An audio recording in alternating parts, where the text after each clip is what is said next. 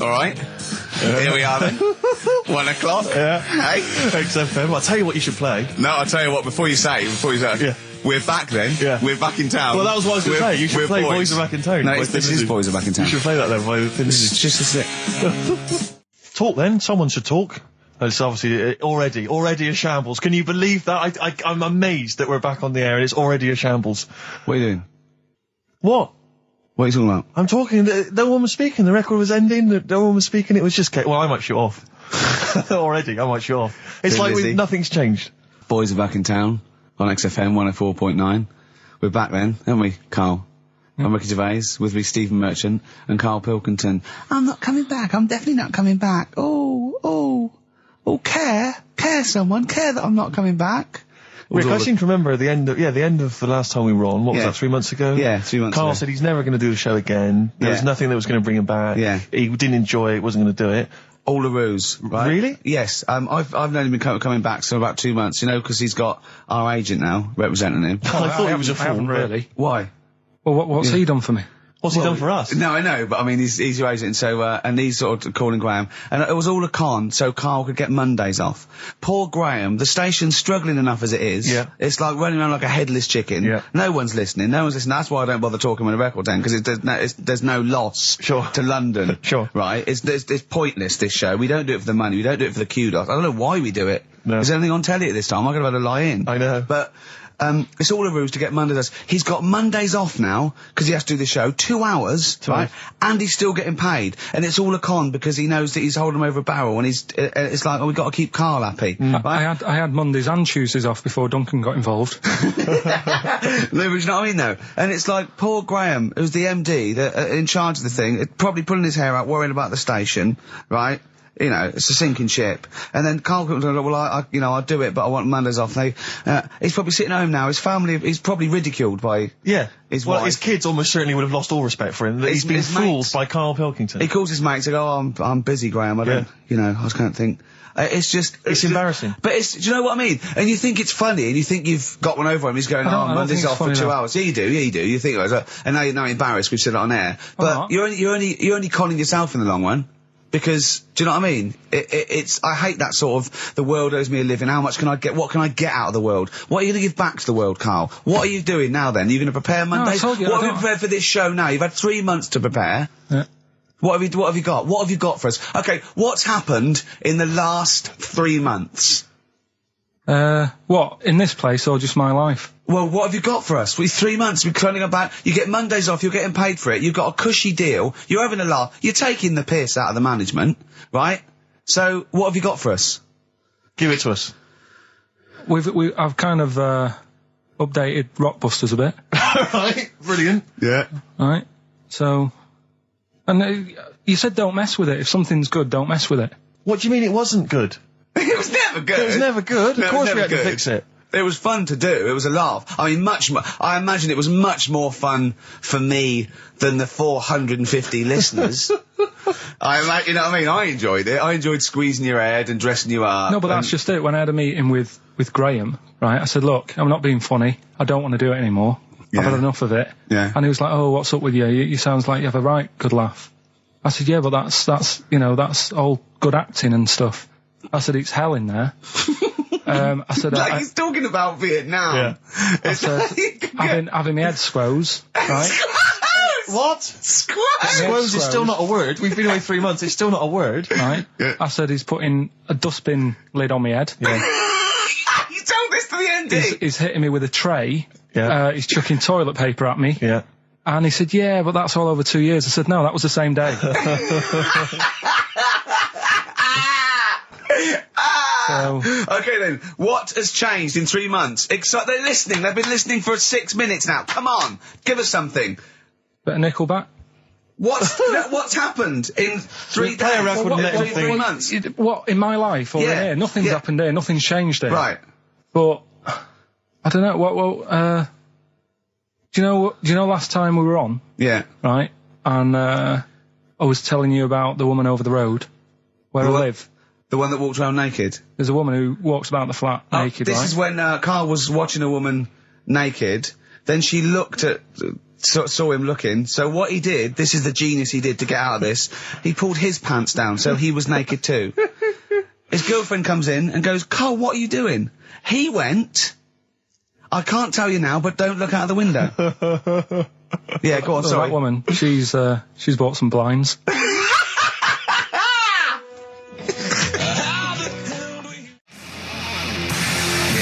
Darkness. I believe in a thing called love on XFM 104.9. I'm Ricky Gervais. You're Steve Merchant. Sure. That's little Karl Pilkington over there. Where is he? There he is. There he is, yeah. All right. Yeah. Hey. Back together again. The old gang. Yeah, it started last week. Yeah, I think triumphant return. I think it went well last week, didn't it, Carl? Good show, wasn't it? You loved it, didn't you, Carl? Brilliant, right? Yeah? Yeah. Now, you weren't speaking to Suzanne last week at this time because you said she had a haircut, probably quite an expensive haircut. She's a lady in media. She's got to look good. She probably doesn't go to the barber like you or just shave it at home. She probably spent quite a little bit of money on it. She came home. She thought, well, my sweetheart, my lover, my sweetheart, you know what I mean? The man in my life is gonna love this. Well, he adores everything about me. He's gonna love my hair. She walked in. Hello, Carl. All right. You look like Dave Hill from Slade. Is what Hugh said to the poor woman. And then talked about it on air. She was furious about that. So what did you do? Carl? She did listen, yeah. She wasn't happy. And she heard you slagging her hair off? Yeah. Well, what so this is probably annoying her now. Well, no, it doesn't matter. We can do a lot today because she's at work. So, and of course, no one's going to tell her. Let's have a chat about a fat arse, shall we? Let's get it all done. Oh dear. You are in so much trouble. That's look, he's realised he is a little bit worried.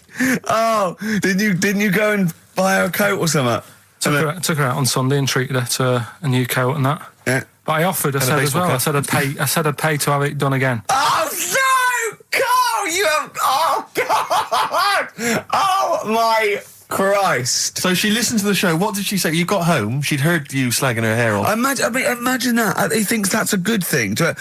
We've won the polls. Brilliant. What are we doing? Well, you can have facial surgery now, love. It's sort of like, it's just, Christ. You offered to have it done again. Unbelievable. Yeah. But I got home and she's like, being moody with me, right? Yeah. You thought something's wrong, so you must have listened to the show when I was slagging off her hair. Well, his first thought was she's probably looked at herself in the mirror. She agrees with me. Yeah, that barber's been round again. Yeah.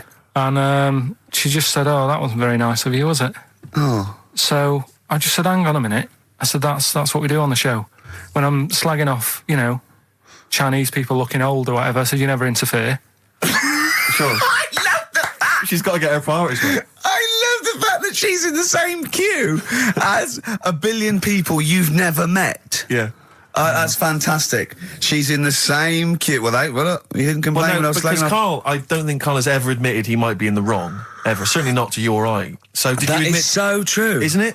That is so true. He's never admitted that he might be in the wrong. So did you, in this instance, agree that maybe you'd overstepped the mark? No, I just said she took it badly. Do you know what I mean? It's only a haircut. Yeah. Yeah. Well, Steve, you haven't seen it, so you can't start interfering on this one. No, okay. No, I haven't seen it, but I very much doubt she looks like Dave Hill from Slade, who, if I'm unless I'm mistaken, used to cut his hair with garden shears blindfolded. Well. So you know what I mean. And did her teeth stick out when she started speaking with a Brummie accent as well? I've got used to it now anyway. So. And so did you bought? So at some point you came crawling back and you said, "Do you want me to buy you a coat?" I just said, "Let's leave that. Let's go out and have a good weekend." Sure. But get your hat before we go. And treated her to a new coat, and that it's a nice coat, so people will look at that rather than looking at the head. So does it do flash? It's got obscenities across the back. If anyone who knows Carl's girlfriend is listening, tell her. And maybe you're a work colleague and you're listening to the show. Because I think this is terrible. Get her to phone him now. Get her to phone him now. I mean, get her to phone on the XFM number. What's the fat ass complaint line? Because you are in deep shite. That's Michael Stipe and his boys from Rapid Eye Movement. Bad day. I hope you're not having a bad day. It's Saturday. It's 1:05. I'm Ricky Gervais with me, Steve Merchant and Karl Pilkington on XFM 104.9. Big up and a big thank you to Alex Zane for the last 3 hours. I could do it. How long could you keep going with That's that? it. That's it? That is it. Because you see, Alex Zane, we came in while he was doing his last link, and he's an absolute pro. He really is. I was watching him, and he was, at home, you probably think that he's giving you his full attention. He's not. He was looking through a listings magazine, probably figuring out what movie or theatre piece he's going to check out, with a lady later. Yeah. Probably going to cruise down there with a couple of, chicks. And he really is an absolute pro. Yeah. Looking at you, Ricky, and it's you can sustain it for a while. Yeah. You're a talented performer, but it's sort of, I don't know what it is. Is it concentration with you? It just ebbs away almost instantly. And you try and do 2 things, 3 things at once, but normally on air, that's you eating, picking fluff out of your belly button. I never once, when we were on the set, we were filming The Office, and I'm trying to put off actors, just coming up ways, instead of remember lines, coming up ways to sort of ruin the shot or make them laugh. And you came out and went, Rick, it's like having your own TV show isn't interesting enough for you. Just concentrate, it's lunch in an hour. I went, all right. Well, the radio show even less though. I mean, you really can't be bored. How long do you think your interest you sustain your interest? I came in too early because I got bored just before we came on air. Sure, okay. I came in too early. I got to stop getting the cabs early. Yeah, so you're bored now, I think I've got to get about 5 to 1, and then I think that'll last me till about 1:30.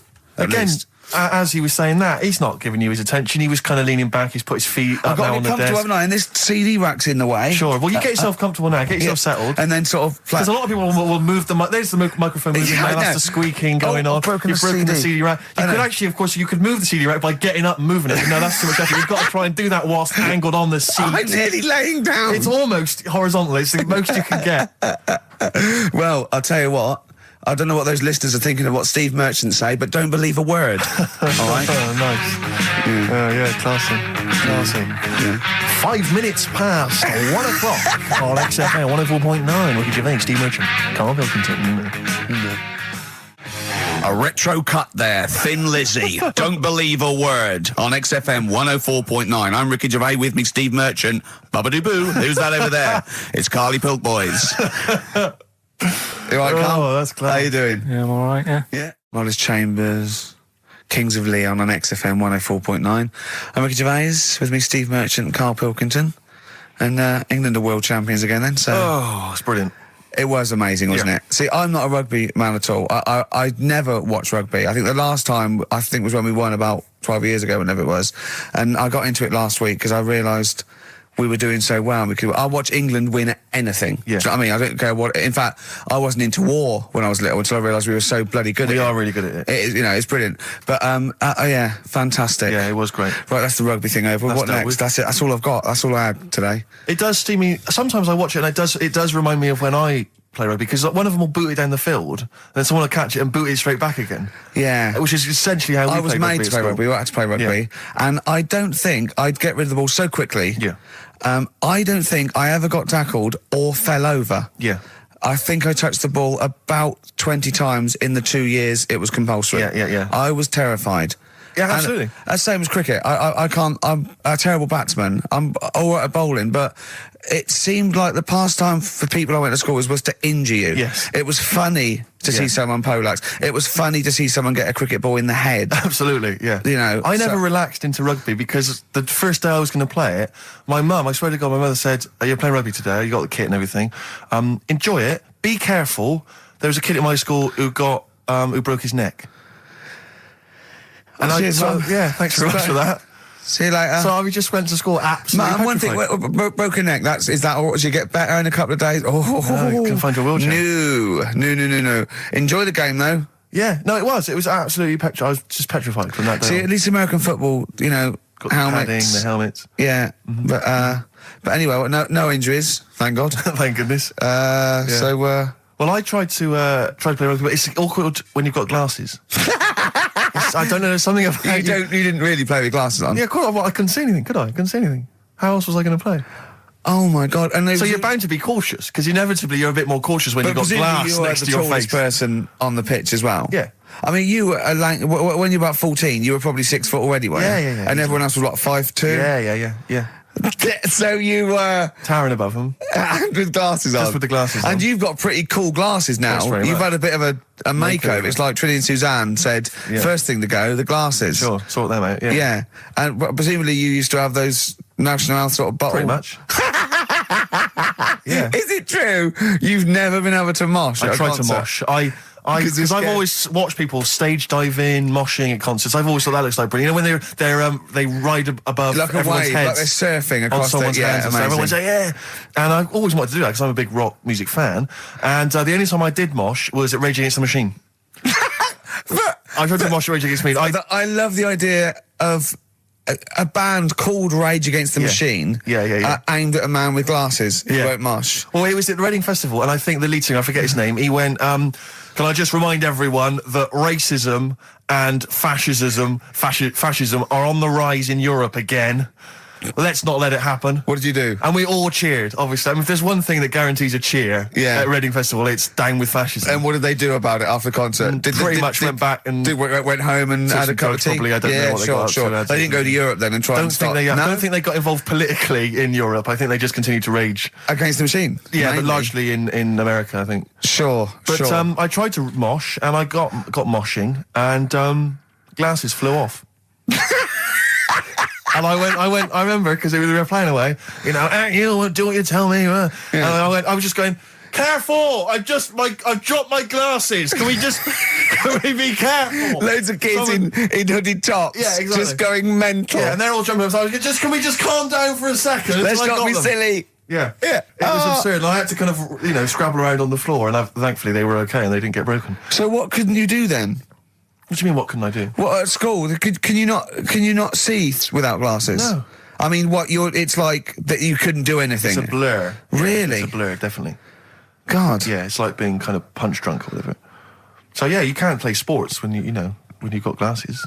But why not contact lenses? Because they're not strong enough. No, they seemed a bit fiddly. Oh, brilliant. Bit of Lou Reed. Is that what you want? Yeah, Satellite of Love. Classic. A retro cut. Don't steal our son. Please, lads. Thrills. On XFM 104.9, I'm Ricky Gervais. With me, Steve Merchant and Karl Pilkington. Yeah. Little Karl Pilkington, little baldy mank, whinging little twat. How are you? Yeah, all right, yeah. What are you doing? Happy? Feeling a bit happier today? You look as full of spunk, as they say in America. Yeah, I'm all right. Just a bit of a miserable day, though, isn't it? Yeah. A bit miserable. Yeah. Walking in today, right? Do you know I walked through, like, the sort of the gay district of London and that? Right. You don't walk, you mince, don't you? I'm just walking through on the way to work, and I'm always interested in their little shops and stuff that they have, right? Loads of... their little shops. That's don't be ashamed of. If you want to go in and buy something, go in and buy something.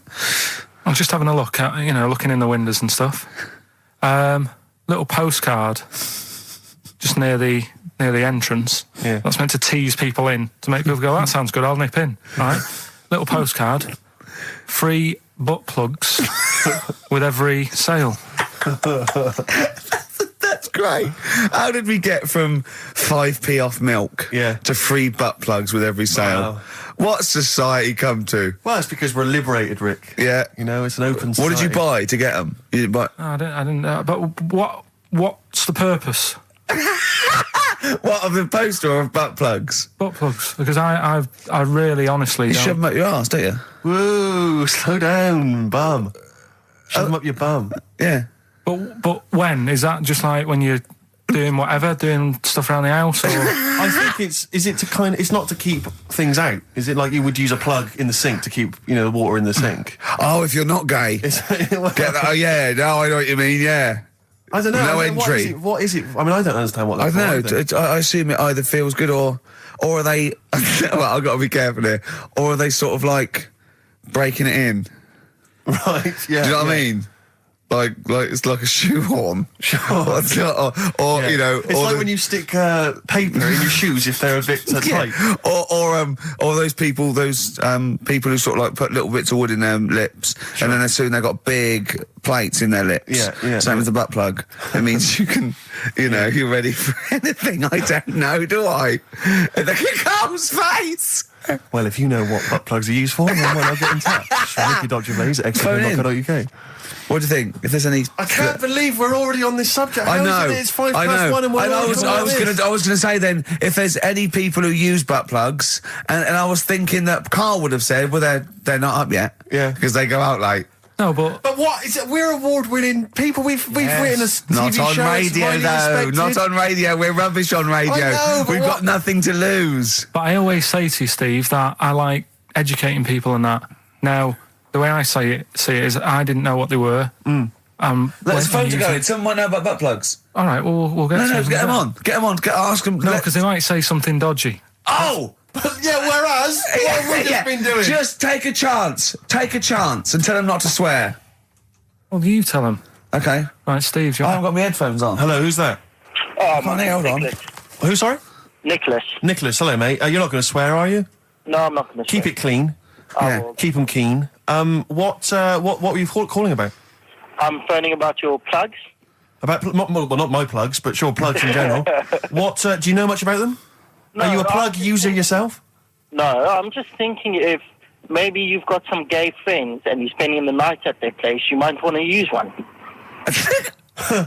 Right. What, you mean experiment with them, or...? No, so you can make sure they're not going to do anything while you're asleep. Could I suggest, just lock the door? I mean, that is easier to me. Can I make a bigger suggestion? That's probably the most homophobic thing we've had said on the show today. Thanks very much for your call. Right, okay, good. Well, that's why we shouldn't put people on the line. Just, without checking first. I think Carl's made a good point. That's the calibre of listener we've got. Jet, are you going to be my girl on XFM 104.9? I'm Ricky Gervais, with me Stephen Merchant. Over there, little roundy bald head of Karl Pilkington. Good news and bad news. Good news is, boys are back in town. We're here for 2 hours. Hello. Bad news is, we have no monkey news, gay fella news, or little Chinese fella news. Really? We're going to try and, you know, leave that for a week, and then maybe come back to it. Yeah. Why do I get the feeling that within 20 minutes we'll be talking about little gay Chinese monkeys? Carl, think of that. We have got monkey news. Have we? Oh, yeah. So we've already broken that promise. Oh, okay. I thought we were going to try and sort of talk about something else. I just done Jonathan Ross show, and they don't talk about the same things every week. It's weird. It is weird. But, or as Carl says, weird innit? Yeah. So, gave this show about 5 plugs. Nice one. Yeah. So, I think we'll get upward of 800 people listening. Oh, double. For the first 2 minutes. Yeah. And then turning back. They're already switching over. I'd have thought so, yeah. I spoke to my friend yesterday. He's a little bit of an odd fella, and he said that for his own amusement, he had an iPod in his car, and he bought a little sort of transmitter, and he could transmit the music from his iPod to sort of just beam it, kind of as he was driving along, to sort of passing cars. What do you mean? Make their radio play it? Well, but if they had it in the right frequency, yeah. I mean, pointless, completely pointless, but not dissimilar to this show, I imagine, in terms of the number of listeners. Yeah, but I was going to say, what's the chances of people having this frequency on? Absolutely pointless. So it's probably about the same, yeah. Do you know what it reminds me of? When I was young, I wanted to get into radio. I was excited in radio. When I was sort of in my, I don't know, I was 11 or 12, my friend and I, we got a little mixing deck, and we used to host our own radio show. Brilliant. From his bedroom. We didn't have a transmitter, so we'd put some speakers in his front garden, in some bushes, and sort of broadcast it to people who were walking Again, by. probably over the week more listeners than this show. Almost certainly. I love the idea. It never happened, but I always was hoping that maybe some girls would just come by and just like sit and listen. These guys are great. I don't know where these sounds are coming from. It seems to be that bush, but... Or Noel Edmonds coming along going, who are these guys? Yeah. Can you get on my breakfast show? Can they stand in for me when I go on holiday? Yeah. Yeah. I did sort of pirate radio. No, go on. Got into hospital. Yeah, the normal radio, but you had an eye patch on. Go on. Dad was in hospital, right? And he was having some operation done, right? And went to see him and didn't have that much to say to him, right? So I was sat there. Well, it's awkward, though, isn't it, when someone's ill? Yeah, sure. And you don't know. Boring, isn't it? Boring. So I was flicking around on that little radio thing they have. Yeah. And I heard, they had a radio station in the hospital. So I said, I'm going to go and join this. So I wandered off to go and find it. Yeah. Sort of joined that. Did a little show on there. Thought I can sort of get out to the masses here. My mate made a little transmitter. Did a little pirate radio show from the... got kicked out because they found out, and apparently I put the station at risk because all the stuff could have been taken off us.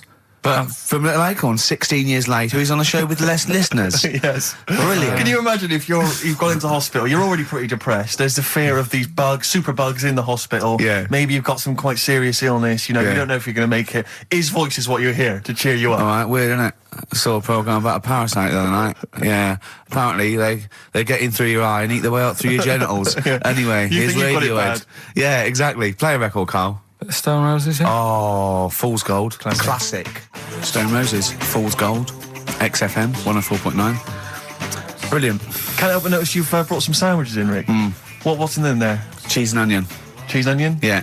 Because I've never, ever seen you make sandwiches before. I've seen you take a piece of bread out of a loaf and sort of fold it in half.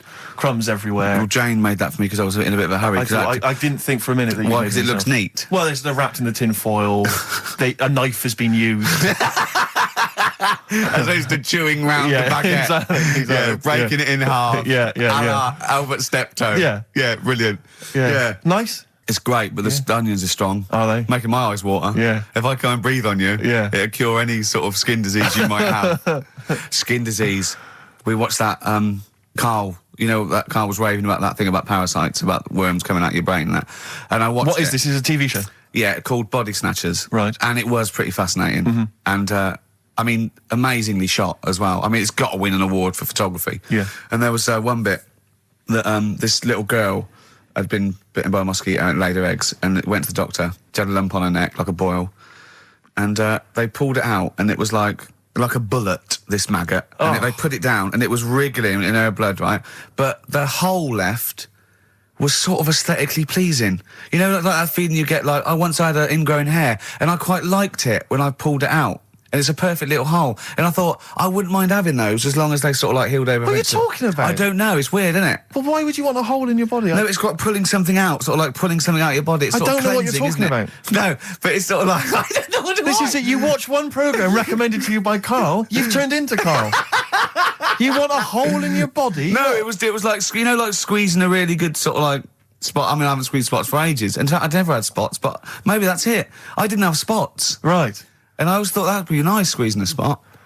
I don't know what you're talking about. Why would these things be pleasurable? Why would an ingrowing hair? That's great fun. That was good, because I got it. It was like a little lump, and I pulled it, and then it pulled out, and it was like left a little... I know what you mean. Because I get thick hairs and like really... Oh, when they come out, it's like a bit of wax. Yeah. Like putting out a little candle. And I love that. What? Yeah. Because I've got not much hair on my head, no. Right? It sort of grows thicker on my face. No, not true. Sure, but go on. Yeah. No, it does. Not true, baby. Go on. No evidence for that. Just made it up. So it grows sort of thicker on my neck and that, and now and again I'll see like something that's like a twig. Right, it's really thick. Yeah, you feel it, and then you think, oh, I'm going to have that. And then you work at it, and then when you get hold of it, it's brilliant. It's like pulling out, it's fantastic. It's waxy and build up, and it pulls it out, and it stretches your skin, and it leaves a hole. I've just realised why we talk about Chinese people, monkeys and gays every week. Why? Because this is the sort of replacement. This is what we've got if we're not talking about them. But it was great as well. And there's this parasite, right, that lives in a fish, right? And what it does... it changes the fish's behaviour. Because to breed, it has to get its body temperature up, so it has to get into a bird. Right? What needs to get into the bird? The fish? Parasite. The parasite needs to get into a bird, right. So it changes the behaviour of the stickleback, and it makes the stickleback sort of suicidal. So the stickleback doesn't flee when it sees a heron, it gets caught. Right. Because this stickleback has changed its behaviour. Karl didn't quite understand this, I still don't really get it. I watched it, and you see like the fat fish and that, and you go, oh, it's not well. But I don't understand. Well, all it does is, it has to get into a bird because it has to breed, to lay its eggs, it has to have a raise of body temperature. So a fish is cold-blooded, so it has to get into a bird which is warm-blooded. There's lots of things, there's certain things at that level. Why is it doing that? Because it needs the temperature. It needs the heat energy for its reaction. Just like, for example, that's why your balls are on the outside. Because the cells have to be a certain temperature to survive. I don't know if it's the sperm or Sertoli cells, but they have to be a couple of degrees below body temperature. Otherwise, they'd be in a nice cage and we wouldn't get kicked in the nads. What do you mean? That's why your testicles are on the outside of your body. They have to be a couple of degrees below body temperature. Yeah, but that isn't why they're there. You see, this is like the chat we had last week about the giraffe having a long neck. What do you mean? They're there because that's where they happen to be. They didn't go, right. Well, that's what evolution is. It's a selection process. It's not a will.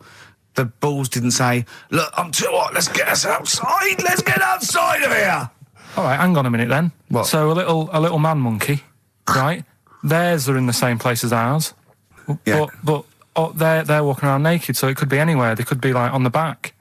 It doesn't matter where they are. They call it... Well, they could be on the back, yeah. So why aren't they? This is a completely different... Steve! You started it! I wash my hands of the whole affair. And we're not only back to balls, but we're back to monkey balls. Yes. In one thing from about parasites, we're back to monkey ball news. Yeah. How do we get back to chimp testicle news? All right then. So this worm's in a fish. Yeah. It's like a little platyhelminth. I think it's some sort of. But what I mean is, why are they about? What do you mean? They evolved.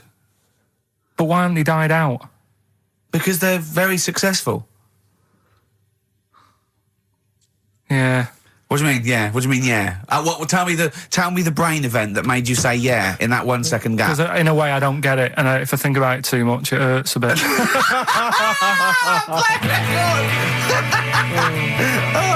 They've just been around for years, Carl. Yeah. Like Cliff Richard or something like that. Yeah.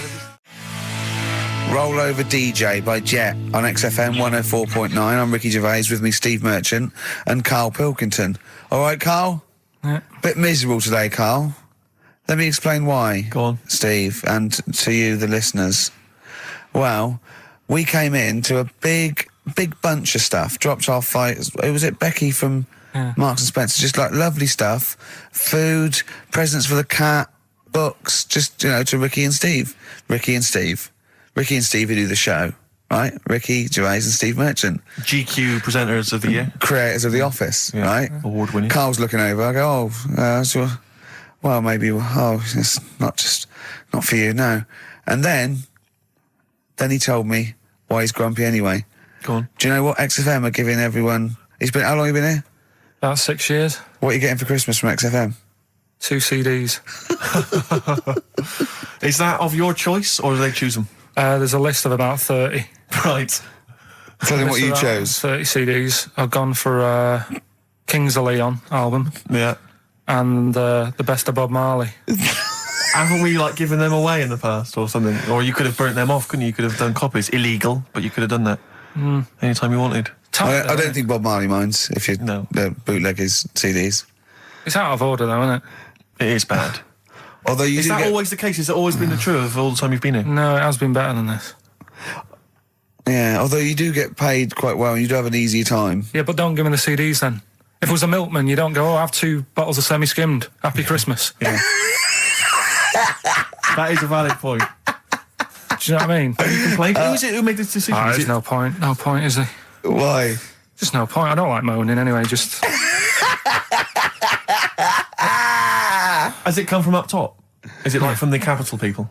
Just everyone. That's what everyone gets. Yeah. Yeah, but will Christian get 2 CDs for getting up at 4:30 every day for about 5 years? And keeping this station afloat. Probably. Yeah.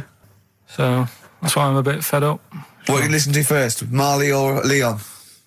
Well, you have a bit of Marley. I'll tell you what Marley's good for as well. You're going to have a little beach holiday, aren't you, over Christmas, going to Lanzarote? Listening to that on the beach, you'll realise how wise XFM are in the long run. You go, well, look, they could have given me 400 quid, right? Well, I'd have spent that. But this is, the legend lives on. That keeps on giving. So you're probably, you know what I mean? Think how much what you got to think of is how much all his great songs took, not only from the depth of his soul and, all his sort of angst and knowledge and love, and then all the studio time, the marketing, and they're just giving you one that. They go, don't worry about that, Carl, just have it. And you go, what? All the time we spent with Bob Marley and everything is there. Have it, Carl, have it, Carl. And Notice. Have that. Thanks, well done. Carry on. We're still going to pay you for the work. Yeah. That's just some on top. Here's a little piece of Bob, free. Yeah, so don't moan, it's extra. So, they didn't have to give you it at all. Play a record, you ungrateful little swine. Some people, like the homeless, aren't getting anything this Christmas. This is my favourite Elvis Costello track of all time. It's Alison. This wasn't on the list. Right. What? Ricky and Steve are here. Karl Pilkington is away today, so Mr. Ian Cantfield. Stop it!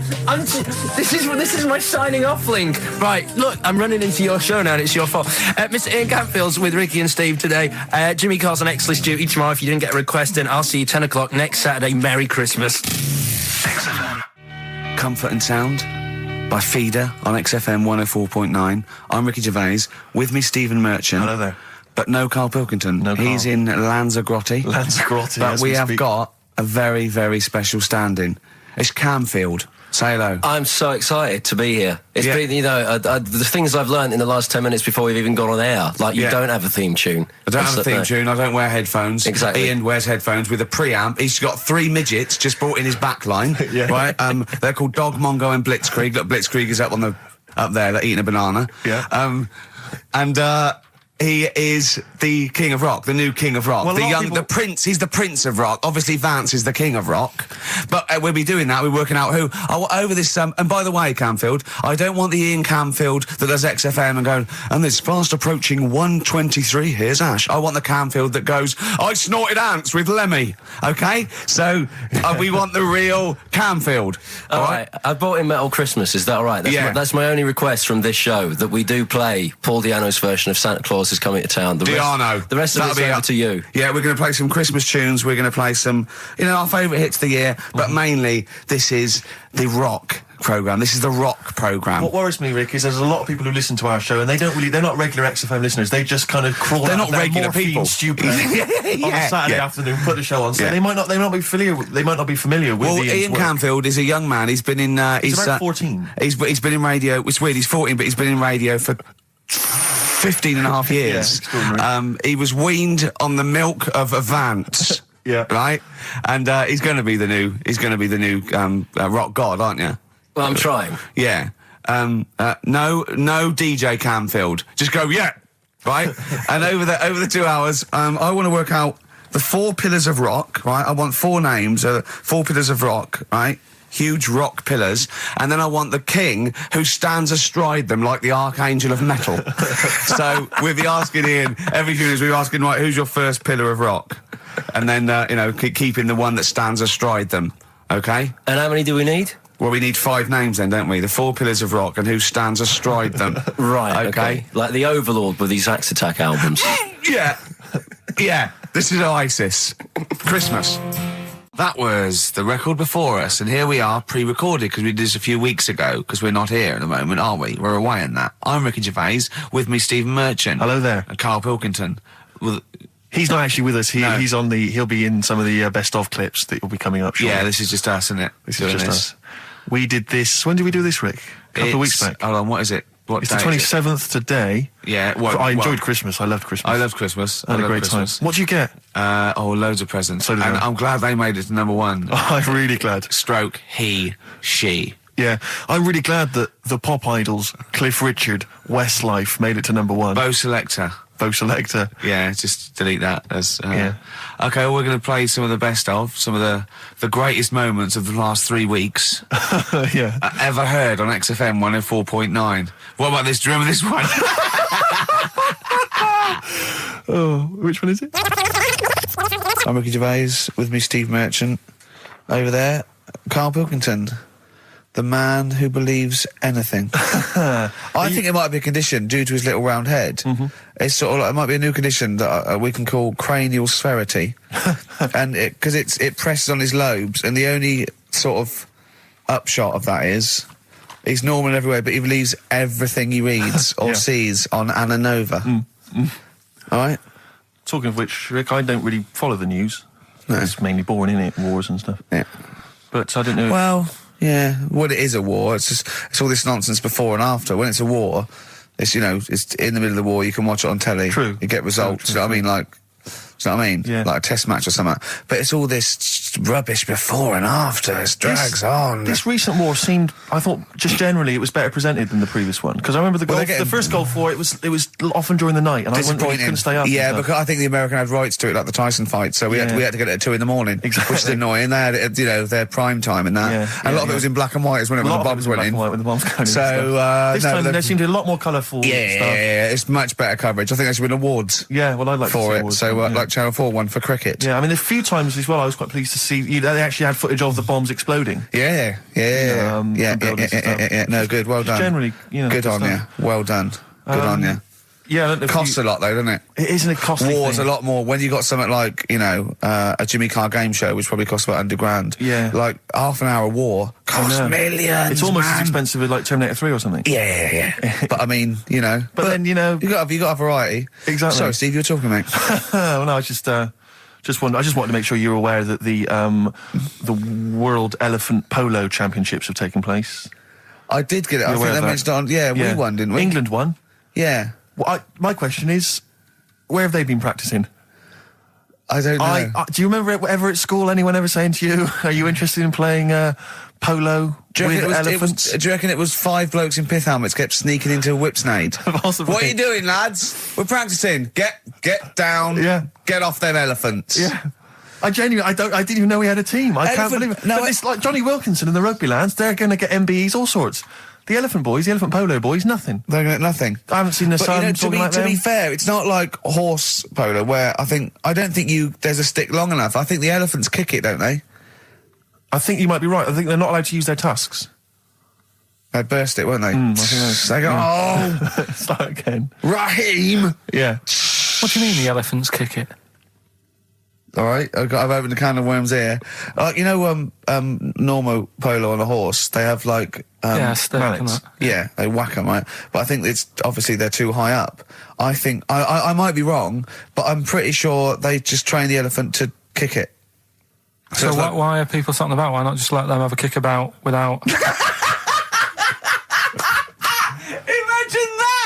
And why does horse racing have to have a jockey? Well, they just let the horses go, okay, lads, no cheating, on your marks, get set, go. Get back here. Brilliant. Play record. Right, Adams? Yeah. Yeah, this is absolutely fantastic. His version of Wonderwall, if you've not heard it yet, you'll be loving it. You'll be loving this. Kings of Leon, California Waiting. Steve, the public have been waiting for us to return. Well, that's true enough. All right? Yeah. They had the best of last week. Was a joy. They had Camfield and us without Carl the week before. But it's been a while since we've all been together. I'm Ricky Gervais. With me is Steve Merchant. And over there, with his little sunburnt-y, baldy head, little Karl Pilkington. All right? Yeah. That wasn't Steve slapping me head then, by the way. No, that was just him clapping at, like, Steve Wright in the afternoon. It's a great show. Because it is a good show. Yeah. He's so pleased that we're a posse. Yeah. And we're all back together. 3 holidays Carl's had last year. Yeah. I'd love to have 3 holidays. You've got to start putting the work in there. I had 2 holidays, though. No, you had 3 holidays. You went away with Suzanne and her parents. Yeah, well, that doesn't count. It does count. If you book 2 weeks off the firm, you go away and you go, how was your holiday? Go, well, it didn't really count. It wasn't a really good holiday. Can I have them days back, please? My New Year's resolution is to be nicer to you, but well talk done, sense. You've already broken that. No, but talk sense. Talk sense. You've had 3 holidays this year. And I'm just saying, you're in your 30s now, and 30s is when you should be really putting the work in. That's true enough. To reap the benefits in your 40s, 50s, 60s, 70s, 80s, 90s, and 100. Carl, what's your New Year resolution? What about think before you speak? It's worth... See, I'm allowed to laugh. I'm allowed to laugh at things other people say, Carl. That one... that is a good suggestion. How was your holiday, Carl? It was all right. Right, brilliant. But that I don't see on the ratio of good to bad in Carl's mind. That might be amazing because we never hear him sing the praises of anything. I'll tell you what. Can we have a cracking little tune and then come back and hear about Carl's holiday? I'd love to do that. Let's keep it tight. Snow Patrol and Run on XFM 104.9. I'm Ricky Gervais. With me is Steve Merchant and Karl Pilkington. Yeah. So that's 3 for 1. I don't know. All right. Exciting. News. Breaking news is that there's only 2 more weeks of us before we have to go away on a little extended break again. So, can't give any more details yet. We don't know when we can come back because, we don't know what we're doing. We're going to, America. We're doing the Golden Globes, and then we're going to watch the Office pilot being filmed. Yes. And then we got bits. I'm doing a bit of a tour, so it'll be sort of the summer times probably. Yeah. I'm saying it like they care. Oh, they don't give a damn. Do you know what I mean? I sometimes think that because you think, you don't want to let down the people. You want to keep it consistent. You want to give, but really, I know I like doing this more than anyone listening. Definitely. Do you know what I mean? Definitely. I love coming in. I love squeezing Carl's head. Yeah. I love playing some records. I like sort of sitting in the room with you. I know you love it. Oh. I can't wait. I can't think of anything else I'd rather be doing on a Saturday. Yeah. So we got our Saturdays back though. Yeah, that'd be great. I mean, my alarm went off today, and I was a bit tired because we had a couple of drinks last night, didn't we? Last night, yeah. We had party. We were party animals. Yeah. I've been looking for an office this week, as you know, and it's so stressful. Just walking around, just talking to agents, right, okay. So my method is this, right? I walk around the area that I want to be an office in because I don't want to hear anything else. I don't want to, you know what I mean? So I walk around. To be fair, it is about a square 500 yards. Yeah. Right? It's sort Your of... house is in the centre. yeah. I walk, And so I walk around and look at placards. I go, that's a nice office. And I phone them up. There's loads of different people I'm dealing with, right? And they went, we got one in so-and-so street. I think it was 5th Street or something. I went, I went along to... I'll see you there in 20 minutes. I got there. You were there, if you remember. I looked around and I said to Steve... It looks all right. There's no pawn shops or anything like that, right? And Steve went, well, it is next to a brothel. And I looked, and there on the next thing, like, model, 1st floor, Susie, 03. I thought, and I phoned him and I said, do you know what? Don't bother coming here. No, I said, no, I said, because it's next to a brothel. He went, yeah. I went, right, okay. Just for future reference, I don't want an office literally next to a brothel, right? When I go to work, I don't want to walk past prostitutes. Call me old-fashioned. Yeah, right? as you're going into work, there's a prostitute. Yeah. Morning. Oh, she's got a cappuccino. Yeah, Starbucks, yeah. Business good? Yeah, it's a bit slow at the moment, but it picks up later this evening. Does it really? Good. And I said to him, I've got so my New Year's resolution is being like a little fascist when it comes to business. And I said, also future reference, no crack dens and no wild animals in the porch. And I just can't believe it. There's always something wrong. We went to one, right? It got there, right? And a woman said, I'm new here. She didn't know what keys she was using. And she went, it's the 3rd floor. And she went, no point, we won't both get in the lift. I went, right, will you get a desk in the lift? Right? She went, I've got a chair in the lift before. Brilliant. So, just find me an office, Rathbone Place, sort of Percy Street, Charlotte Street, Dean Street. Yeah. Yeah. 1st or 2nd floor. I'm worried we're going to get emails from estate agents, phone calls from them. You know what those people are like. I don't look at the emails. True. Fair enough. So, play a record. Enough. Fortune Faded by Red Hot Chili Peppers on XFM 104.9. With Ricky Gervais, Stephen Merchant and Karl Pilkington for the last time. Yes, we've said that before, of course, so don't get your hopes up. Yeah, we've had some highs, some lows, some laughs, some tears. Karl, you concentrating? A lot of tears, mainly from the audiences. Yeah. Now, before we get into talking about maybe some of the hijinks we've had, looking back, looking forward as well. Yeah. I came in, Karl was sitting at the desk, he went, all right? I went, all right, yeah. He went, see that Alan Clark diaries? I went, no, I didn't. He went, no, a lot of people talking about it. He went, I've never kept a diary. Keeping a diary will always get you into trouble. And I said, like Anne Frank. What did you say, Karl? The woman in the cupboard?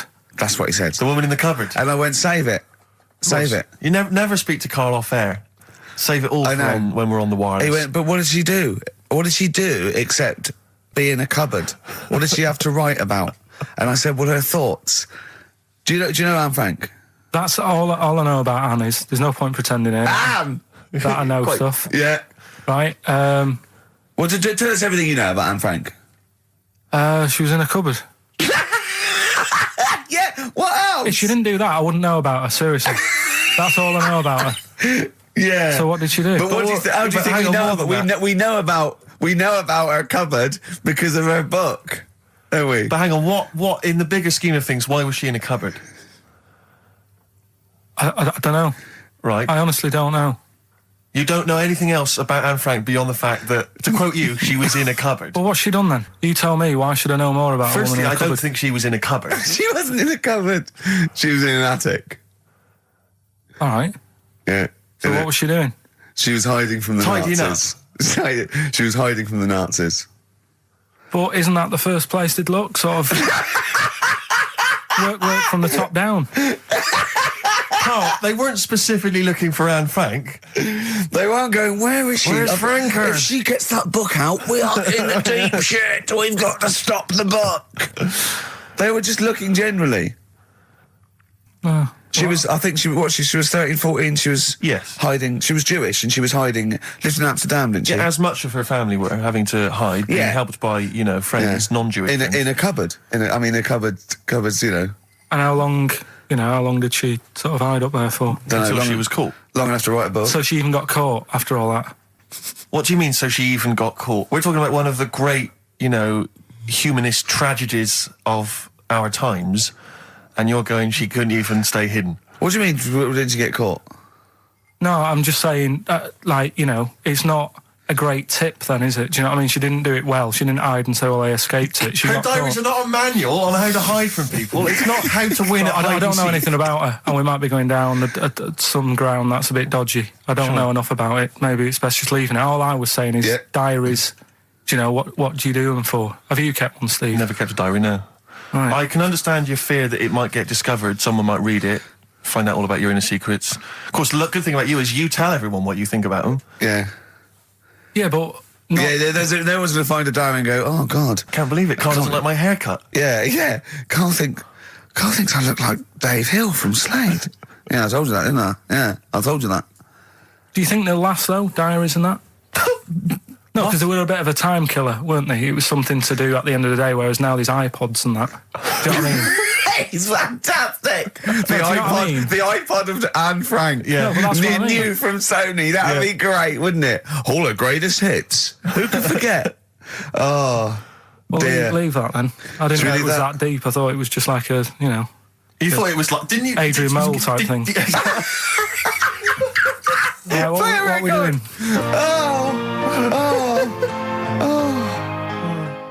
Since you've been gone on Rainbow, since we've been gone, Steve, what's been going on, mate? Well, so much has happened, hasn't it, in the world? Politics and stuff. There's been an election and the like. I'm Ricky Gervais, with me Steve Merchant, and our producer, I say producer, Karl Pilkington. All right. Yeah, very good. We've been away for a while. I think the last show we did was January 2004. Yeah. And nothing's changed. Nothing's changed whatsoever. Nothing's been mended. I'm pretty sure I threw that away in the bin before I left. Yeah, there are some of your old bacon rinds from that sandwich. yeah. The spare ribs on the floor. Yeah, nothing's changed at all. Oh, no, that's not true. The listenership's changed. It went down slightly, didn't it, on the last radio show? Well, I don't know. I don't know. Is that what happened? Did it go down slightly, Carl? A little bit, I think. I don't think XFM gets new listeners because I think what happens is, because the reason it goes down just very slightly each time is that their old listeners die. Yeah. Definitely. Old Cure fans dying of... Yeah, smack addictions. Gout. Yeah. But anyway, I haven't listened to this station for a year and a half, so that's increased by 1, which is probably quite a high percentage. Exactly. I suppose that my question, to you, Rick, would be, why now? Why have you come back now? I was a bit bored of sitting at home. Okay. Yeah. Because we're just here for 6 weeks. 6 weeks. Well, we're standing in for Adam and Joe, aren't we? Yeah. Yeah. How the tables have turned. I remember when they were standing in for us, but... Yeah. I don't know. But the only reason I'm here is because my housekeeper cleans between 1 and 3. Oh, right, that's a good idea. So I was got to get out of the house. And, Are they listening to XFM? Well, no, she doesn't speak English. I'm not made of money, Rick. Okay. You know, if I can help out, you know, a young immigrant lady, then I will do. And there are so many things I can do for her in so many ways. Yeah. But her, you know, picking up my old tea towels and stuff is ideal. So that's why I'm here. But all I'm worried about is I think people kind of associate with the name Ricky Gervais. They associate a certain level of quality. You know, your live stand-up DVDs, there's a level of quality. You've put a lot of work into them. You've honed it. The TV work you've done, likewise. Should people expect the same from the radio show? Definitely not. No. Definitely not. Those things that, you know, you sit down, well, you know, we sit down, we write them for a long time, write them for a year maybe, then film them, and we worry about everything. This is, I'm not even sure I'm talking into the mic at the moment. I was actually doodling, as you saw there. Yeah. I'm eating a sandwich as we speak. Yeah. You know, although we do like music, that is true. That's absolutely right. Should we play some great records? Let's play a great record now. Coldplay, Speed of Sound. Steve, I know you like an insight to my musical taste, but that's my favourite Coldplay track of all time. I just thought I'd just throw that in. Not a fan of clocks? No, I think I've overplayed Parachutes a little bit, and but that's my favourite one. Like it. I'm afraid to say I'm a bit of a Philistine when it comes to Coldplay. That sounds the same as all the other ones. I'm sorry to say. Oh, you'll have to meet these boys one day. Yeah, and well, I'll tell them to their face. I don't care. A little bit rock and roll. I don't care. Well, I'm Ricky Gervais. That little funny little Wurzel type voice over there is Stephen Merchant, and with us our producer Karl Pilkington. All right. All right. Whenever we say producer, of course, that is in inverted commas. Yeah. Done with the fingers. Well, he didn't have it. I wanted to play some off my iPod today to record it because they didn't have it here. It's a great track called Anthony and the Johnsons. He didn't even have the lead. He went, right, it's difficult. And he went, is it any good? I went, yeah, it's really good. He went, well, why haven't we got it here already then? Oh, that's the paradigm, is it? If XFM hasn't got it, it's no good. Four Non-Blondes doing well, is it? That's still in the cupboard, is it? Unbelievable. We're a little bit annoyed today, aren't we, actually? I'm really annoyed. Yeah. All that stuff we did last week, that Landauer sent us some sparkling wine, and we thought, right, you shamelessly plugged it. Yeah. How many times you mentioned it? Like 20 times? About 20 times. Well, the finale was hitting Karl on the head with a cork. That's on the website, by the way. Okay. RickyGervais.com. Go there and see Karl being hit in the head with a cork, right? Yeah. We said, look, send us free stuff. We'll talk about it. Nothing.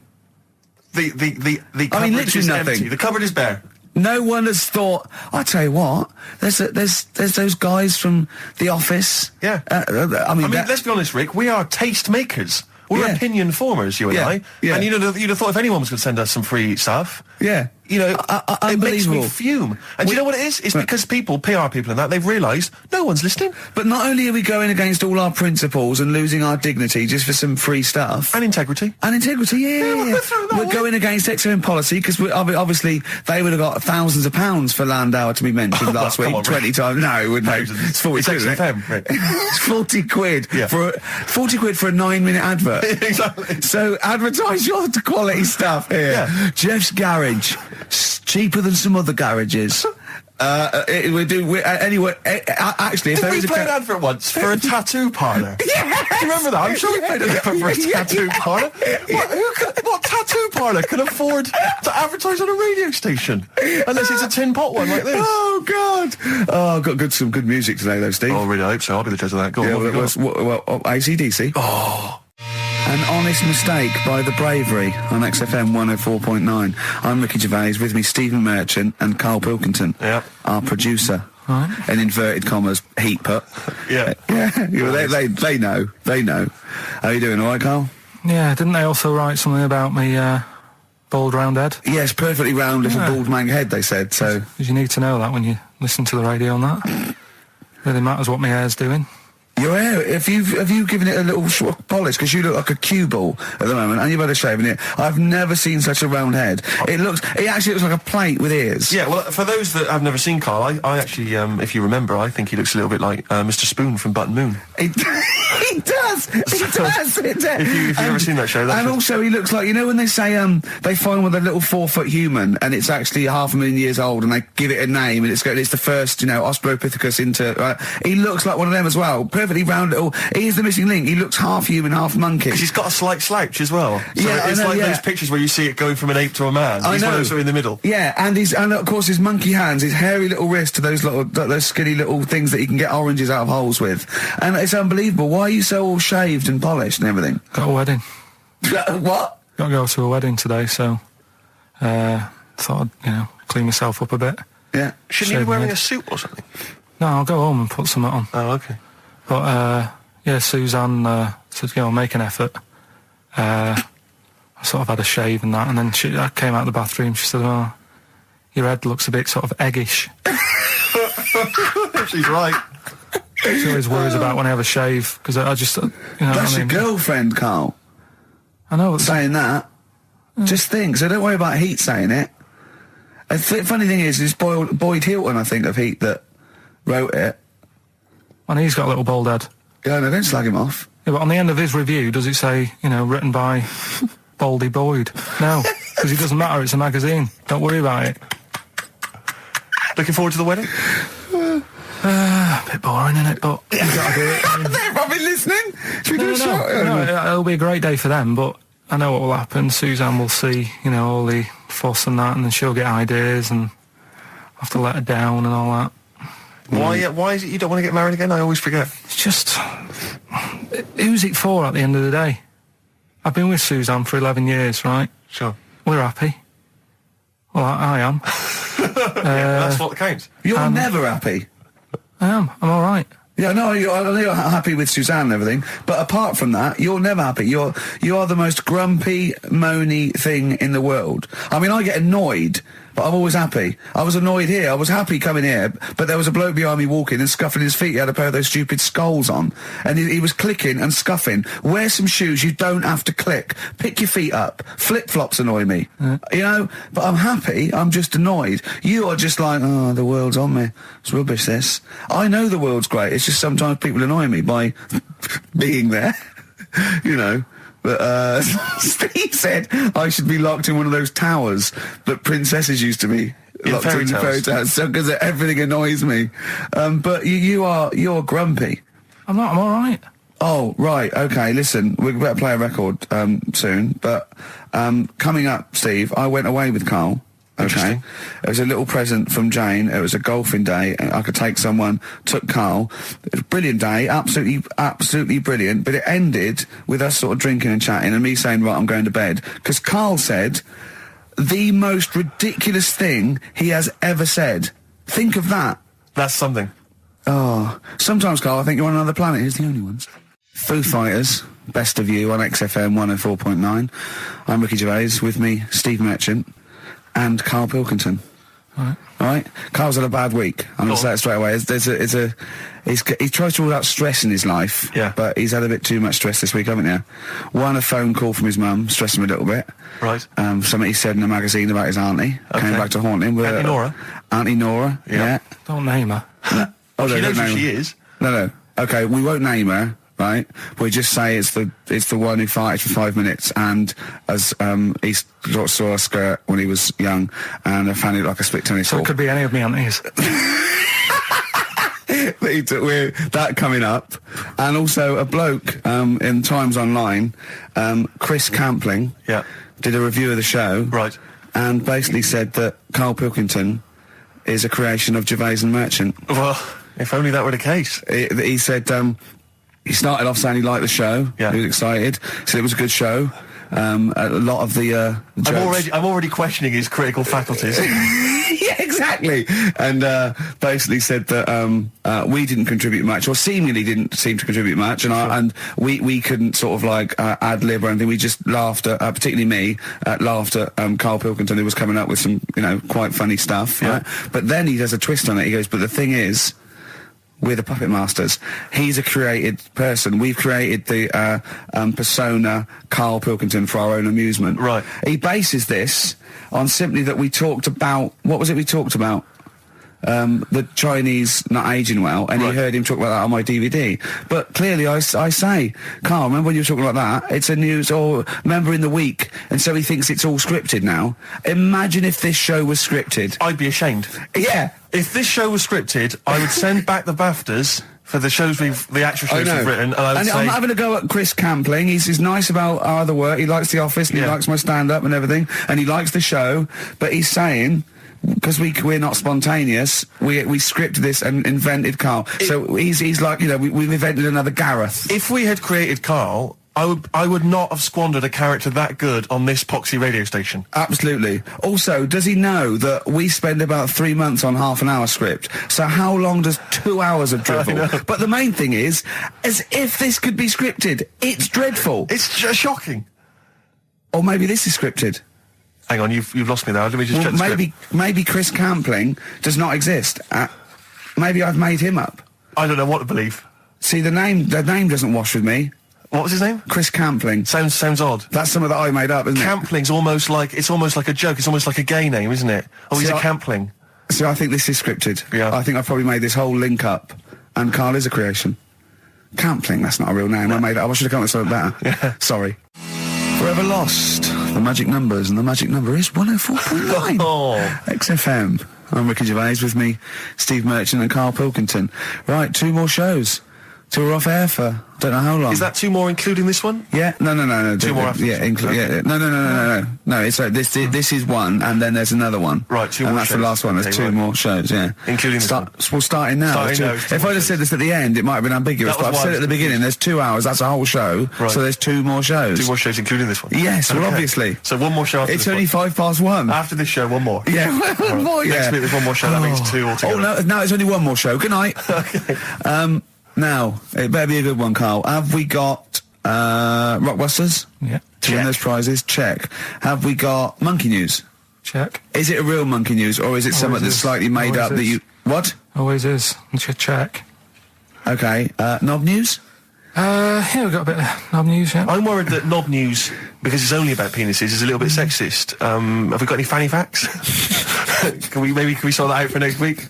I don't want to alienate our female audience. Welcome to Minge London. Good, I'm glad that's that. Well, brilliant. We've got a song with a story? Yeah, doing that. What is it?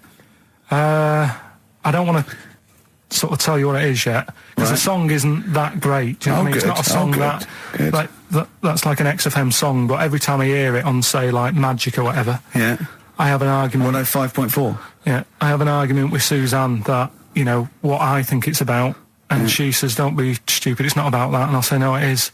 And so we're going to decide who's right. Yeah. Well, I don't know what song you're talking about, and I don't know what the argument is, but Suzanne's right. Definitely. No doubt about it. Yeah, we'll have a listen, but I'm hoping that once people sort of listen to it again with my thoughts every time. Well, this song sums up what people should think of you. It's don't believe a word. All right? That's the sort of links I'm capable of. If that doesn't bag us as Sony, then nothing will. Landed, Mr. Ben Folds. We've landed on XFM 104.9. Ricky Gervais, Steve Merchant, and little Karl Pilkington, and his magical little manky round baldy head. He was described as a wacky mank in one of the papers this week. Really? Brilliant. Well, remember we were talking about it last week, about he came round to my house, and I popped out my Mr. Johnson, showed him to take a little look at. And his 2 That made daughters. the papers. That made the papers. Wow. What paper? It wasn't front page of the Times. It must have been like the Daily Star or something. Just squeeze Live 8 on the second page. Yeah, so Wacky Mank. Wacky Mank, that's Wacky great. Mank. Wacky Mank. We had an email from someone that reckons they remember you from body popping round Salford Way. Yeah, Eccles Precinct, apparently. You know that, I wasn't doing it round there, though. What do you mean? I was round Stretford. Arndale. And what were you doing? What sort of body popping was it? Just a bit of everything. Caterpillar. Bit of moonwalking. Do you have a little piece of line there you used to carry around? Well, mates had that. Right, you didn't borrowed theirs. Borrowed theirs. Were you any good? But you weren't breakdancing, well, you weren't spinning on your head and stuff, you were more body popping. Well, I hope he wasn't spinning on his head, because you know that can sort of give you little brain damage and things. It can give you brain damage. Also, it can wear your head down, and also it makes your head perfectly round, because the gravity is pulling on. But if you keep on doing it, obviously it's going to wear your hair out, yeah. So you become sort of like a... Stupid, bald, and roundy-headed. Yeah. So I very much doubt that you did do any of that. Did you, Karl? Didn't do any of that. Well... So you're shooting off in a minute, aren't you? Well, yes, because we were trying to make poverty history, Karl. Yeah. People are making poverty history all over the place. They're putting on a wristband, and it seems to be working, because I haven't been poor for ages. I haven't been poor. And Alex had a stop bullying. Alex was wearing a stop bullying wristband, and as he himself said, he seems to have sorted that out. You haven't been bullied for ages? I haven't been bullied for years. So wristbands work. I saw one in a shop window the other day which said, stop child abuse. And I bought one, obviously, because A lot of people say, you know, does it make a difference? But it was only £1, and I'd only spent it on kiddie porn. So, you know, I think I've made a little difference there in a small way. On a serious note, though, I like the idea that if you're a paedophile and you're walking along the street in your Mac, right? You got a puppy in one hand, a bag of sweets in the other, and you see this wristband, and you go, "Oh, stop it." Oh, okay then. Yeah, I hadn't thought before. That's what you think. Okay, fair enough. Yeah. Well, I won't be doing that again. Yeah, he was hanging around in Topshop for unsavoury reasons.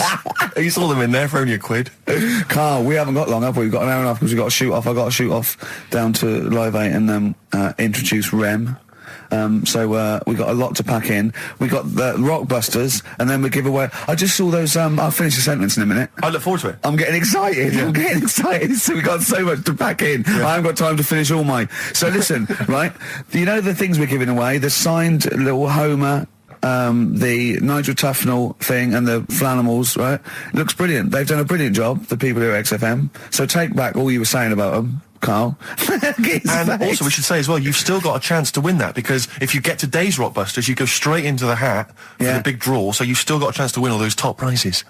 Play a record. Bit of Monkeys. Yeah.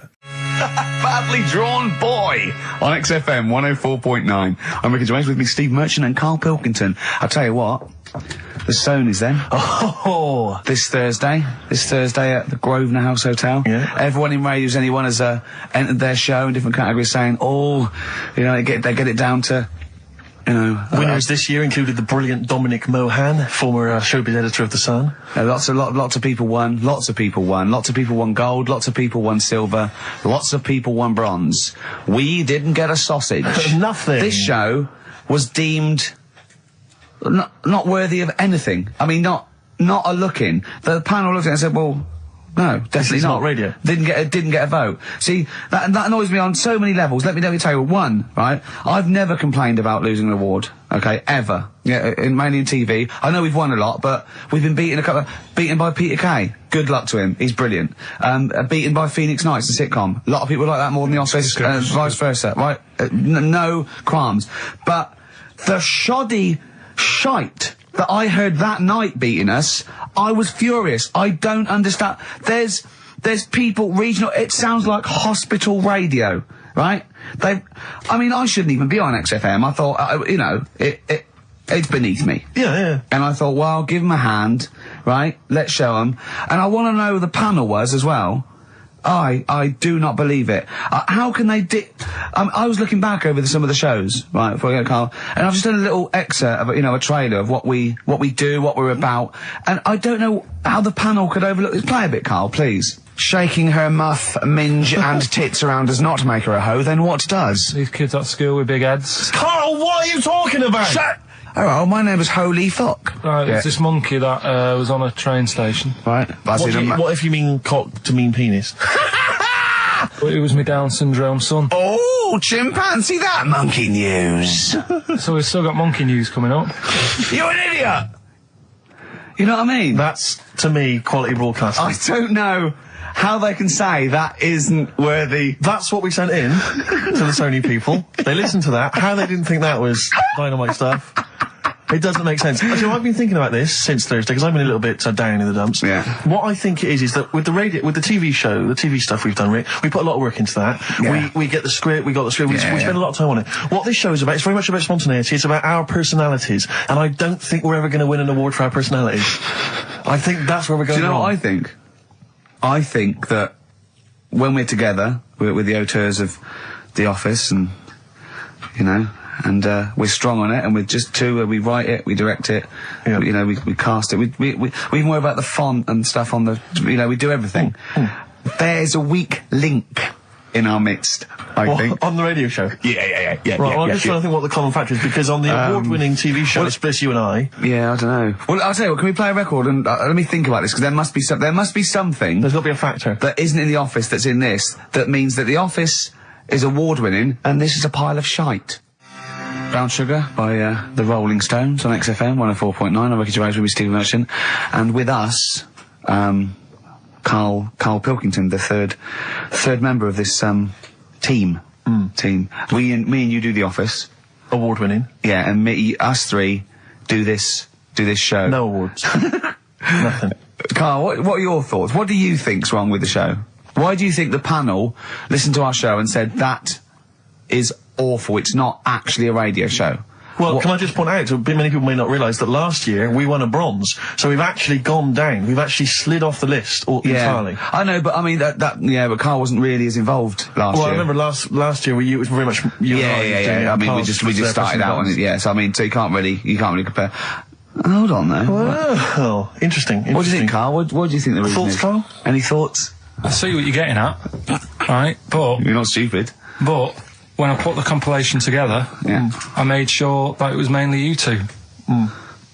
So don't be doing that. Don't be playing that game. So you put the compilation together?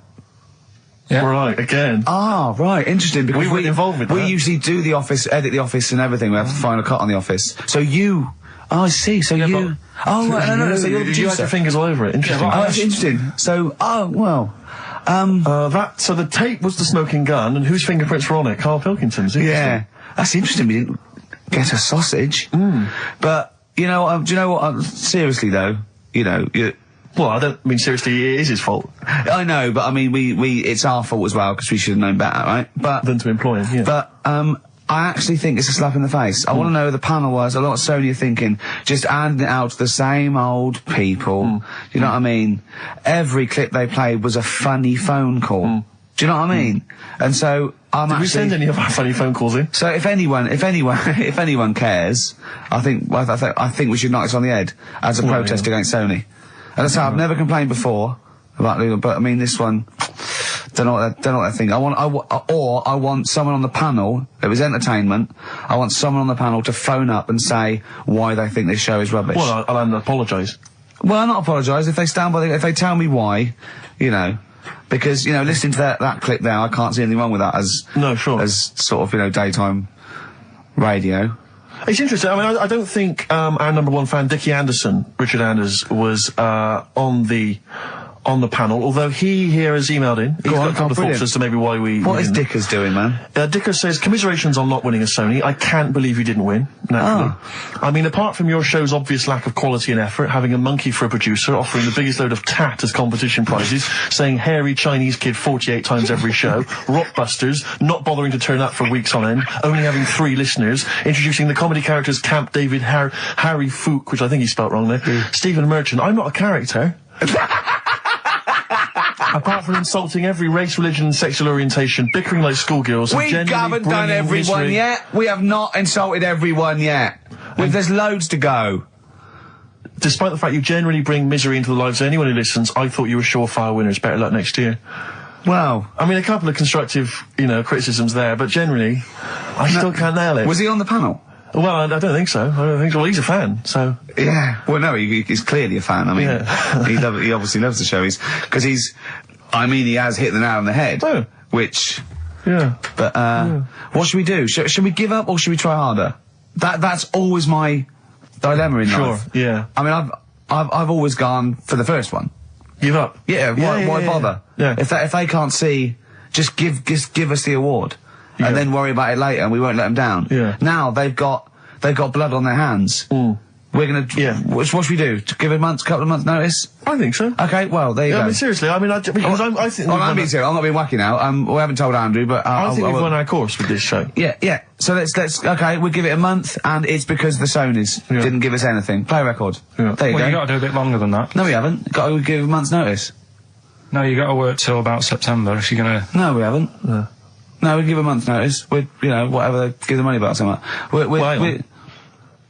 Well, you give your money back. Yeah, I know. What are you going to spend your 80 quid on? True.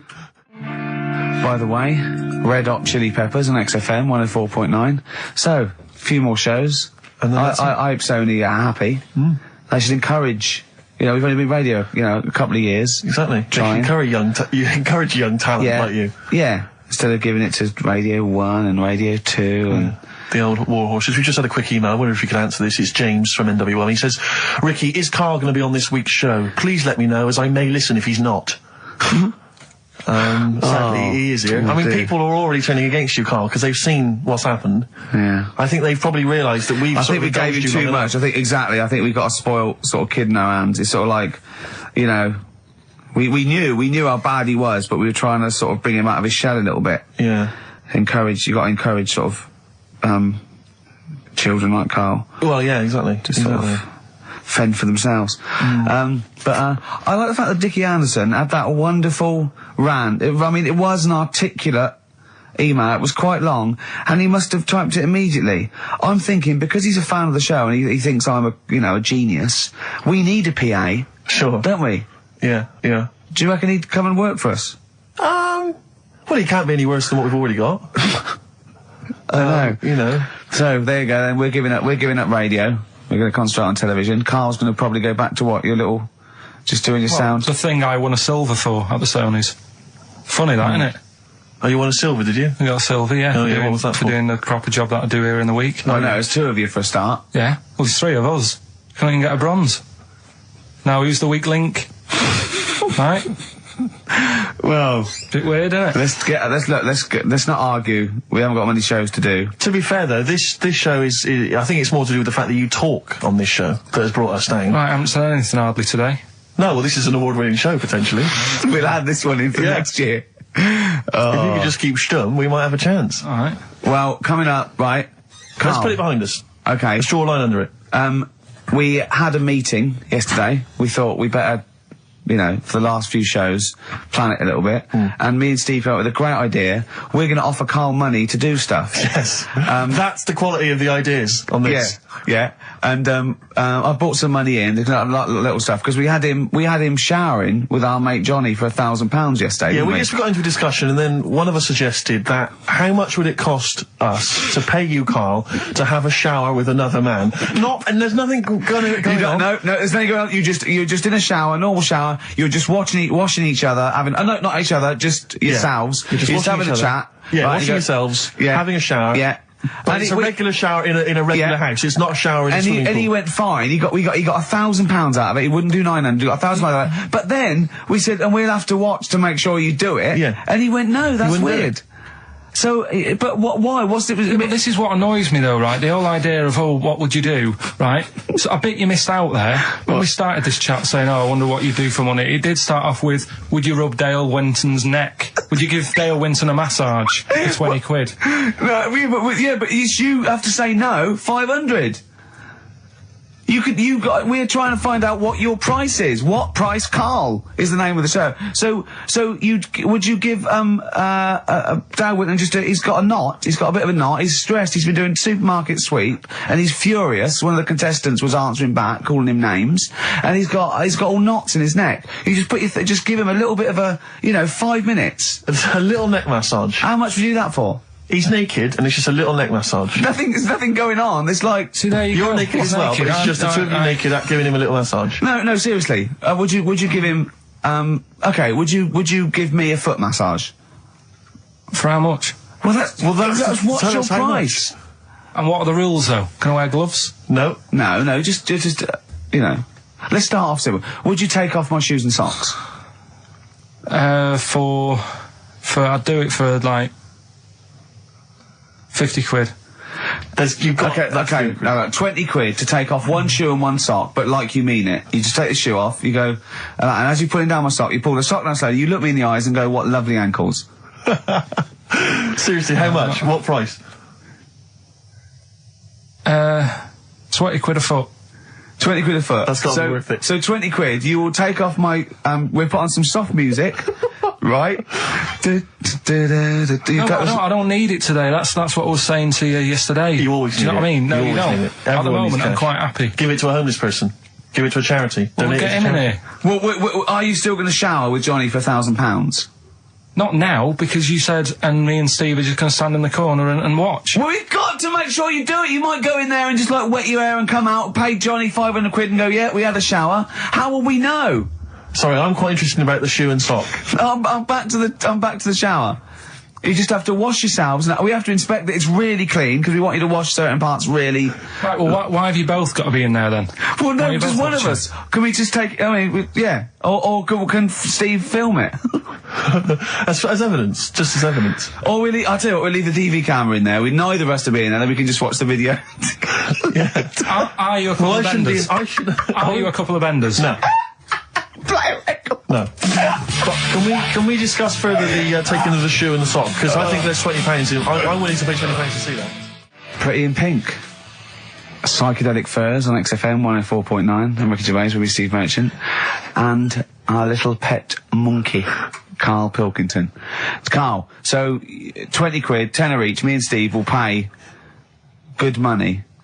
Right, we'll see you all right. I reckon even Andrew Phillips, the head of XFM, would probably give you an extra 20 quid if this is entertaining as I think it will be to the listening public. Just undo my shoe, lace, and Steve were going, Carl's now just gently undoing the lace. Yeah.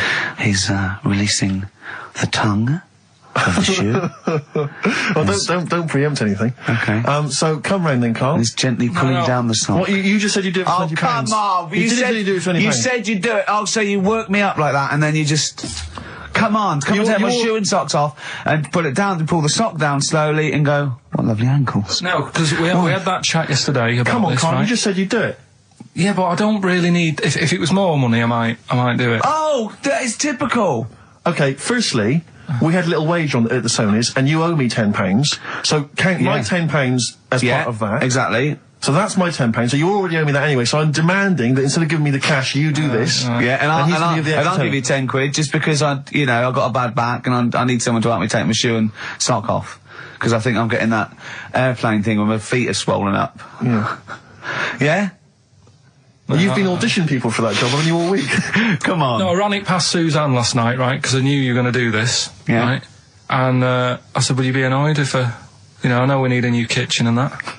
Yeah. But can I leave it? And she said, it's up to you. You do what you want to do. We're not interested in what Suzanne thinks. Yeah, well, I don't Carl, you just said that you would do it for £20. We are offering you £20. Just take I mean, I assume you'd take that off as a mate. If I twisted my ankle playing football and I was hurt my back, I'll go take my shirt and sock off, and you go, yeah, no worries, mate. I assume you do that for a mate who's hurt his ankle. Yeah, but it's not the Toya bound Wayne Sleep's foot when he was bouncing on his bed and hurt his ankle. She didn't expect money from it. She didn't want Sleep to pay out money. The singer of Mystery does not need Wayne Sleep, probably our greatest dancer since Lionel Blair, to pay money to help his ankle out. I thought we were mates. It seems to me that you've already lost us a Sony this week. The very least you could do is bend down now. Take your shirt off. Let's move on. No, come on, Carl. Seriously, we've got to do this. Take the shirt and sock off. I'm not doing it. It's Carl! Why not? I'm so angry. Yeah, because you said you would. You've welched on the £1,000 showering with Johnny. Johnny doesn't even know about this, so Johnny's probably lost out on money. I suppose you'd split some up with him for having the shower with you to get you the money in the first place.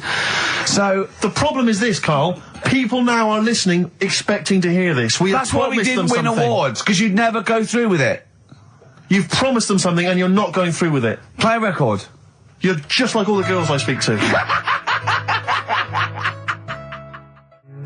See, a little surprise for you there. That's Coldplay here. They're live through there. Thanks. Can you hear me? Can you hear me?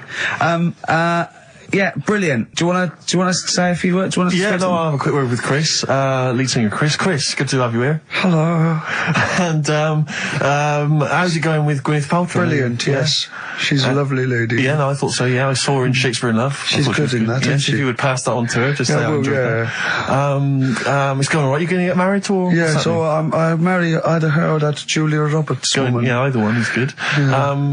I know you're on holiday at the moment in Hawaii. I read in the paper today. No. You're actually here? I'm actually here. Okay. Got to go now, got to go. Alright, just a couple of quick... See you later, Chris. Yes, see you, Ricky.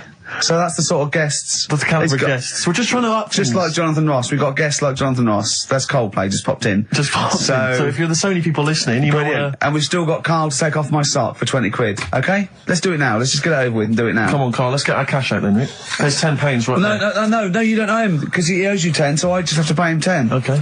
Yeah. So, go on then, just take... Not whilst Coldplay are here. So they've had to shoot off.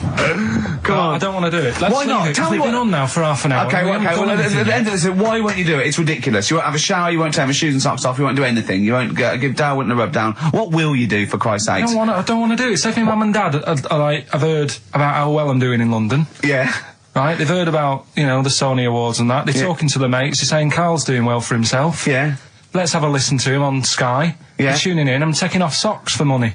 What's up with that? That'll be the first time that anyone in your family has actually made, money without stealing, thieving, it's or an honest, some kind of atrocity. Let's just do it quick then, because it's the first honest money. It's getting on my nerves. It's actually annoying. Excellent, all right. Well, give me the money, Steve. No, he's just taking a tenner off me. Give me the tenner back. Right, okay. Let's go like that. You've got to do it properly. You wouldn't know you said it. You've got to do it slowly. Go on, do it. Right, just gently. I can't see what's happening. Just pretend I'm working on a shop. There's nothing normal. No, come on, just get it done. What's that? Why are you whistling? What's whistling? What's the whistling? Shut that out. I can't believe. Right. Okay, now do it properly, gently. Yeah. It's a sweaty trainer, which just makes it all the more... Just gently caress it. There's someone watching in the office. Caress it there. Don't just gently ease the shot. Just like working on a shoe shop. There's nothing weird about it. Just gently ease it off. I'm going to burst. All right, now it's just... come on, gently do it. Don't just rip it off. Yeah. Slowly. Tease it. Tease it. Oh my God, I don't like this. I just wasted a tenner. That wasn't enjoyable. Now wait a minute. You've got to say. Say something nice about my ankle. Say you've got lovely toes and I love your ankle. You got nice toes and that. Say it properly. I don't like it anymore. Do it, and you've got to say. You've got to say for the tenner. Otherwise, I'm taking it back. You've got to say what lovely ankles you've got, but in a sweet, seductive voice. Right. Oh. You got nice ankles. That is not how you would seduce a woman. Like you would not seduce a woman like that, Carl. I don't. Suzanne. I don't. Imagine that. I don't know. I don't feel good about it. Leave it off, because I want to see if we can get him to massage your toes. See, I don't know what's worse. I mean, I didn't like the feeling much. That wasn't very nice because it was all rough, and and he's a skinhead and he's playing on the feet. And then I thought, I've degraded him, so I don't know what I feel worse about. You can keep the tenner that you owe me if you massage his toes. No, I'm not doing that. No, no, we paid him. He's done it. Yeah, the shoes are back on. We're something else next week. Okay. If you'd like Carl to humiliate himself for money, email in. Well, Suzanne was surprised that I was like, last night I told her about it. And I said, why did you do that? I don't know what I feel now. That's not good. I don't know, that's not good, is it? And she just said, well, you don't like chucking money away and that. And it was funny because we got talking about, when we bought our first flat in Manchester, right? I bought a bed, right? I didn't have much money. And what annoyed me is, I bought the bed and it turned up. And I said, where's the mattress? And they said, well, you don't get a mattress with the bed, you got to buy that separately. And I was like, well, that's not a bed then, right? So I didn't have any more money. Suzanne's at work, so I thought, well, I don't want to stress her out at work and that, and tell her we haven't got a mattress for the bed. I had a word with my dad, right? He knew a mate who had one in the back of a van, right? He said, I'll have a word with him, he'll let you have it. Got the van, brought it round, stunk of diesel and that, but I thought, well, it's free, it'll do. Yeah. They brought it up, I stuck it in the spare room. Suzanne got home, she looked at the bed, she said, that looks alright. She, where's the mattress? She said, it's in the next room, but I thought I won't tell her because she won't like the idea. She went in, the room stunk of like petrol fumes and that. Yeah. She said, what's going on? I said, well, a mattress didn't come with the bed. So I've sorted you one out, I've got this off my dad.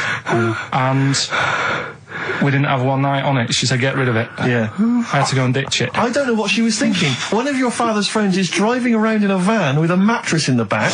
Yeah. Was he a serial killer? I mean... And she didn't want to sleep on it? Let's have Silence of the Lamb. What kind of a cheapskate is she? What kind of a woman is she?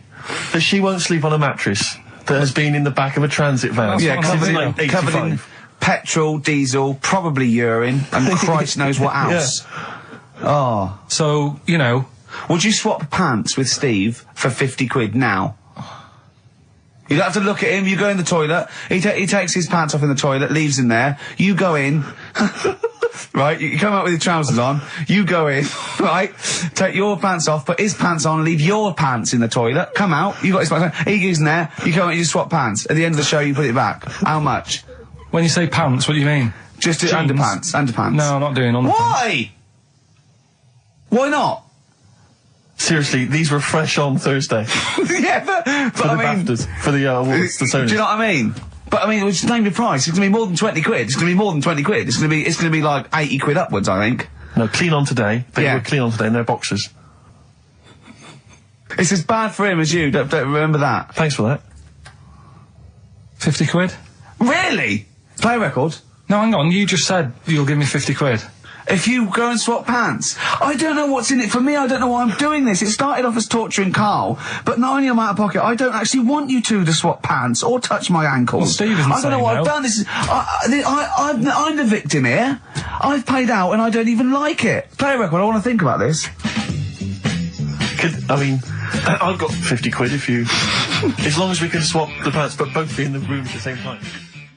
Band of Gold by the artist who featured in a recent Rockbuster clue, which was, I think, the Jamaican fella needs an aspirin for his head, and that goes, of course, to free the pain. Brilliant. Rockbuster's coming up, isn't it, Carl?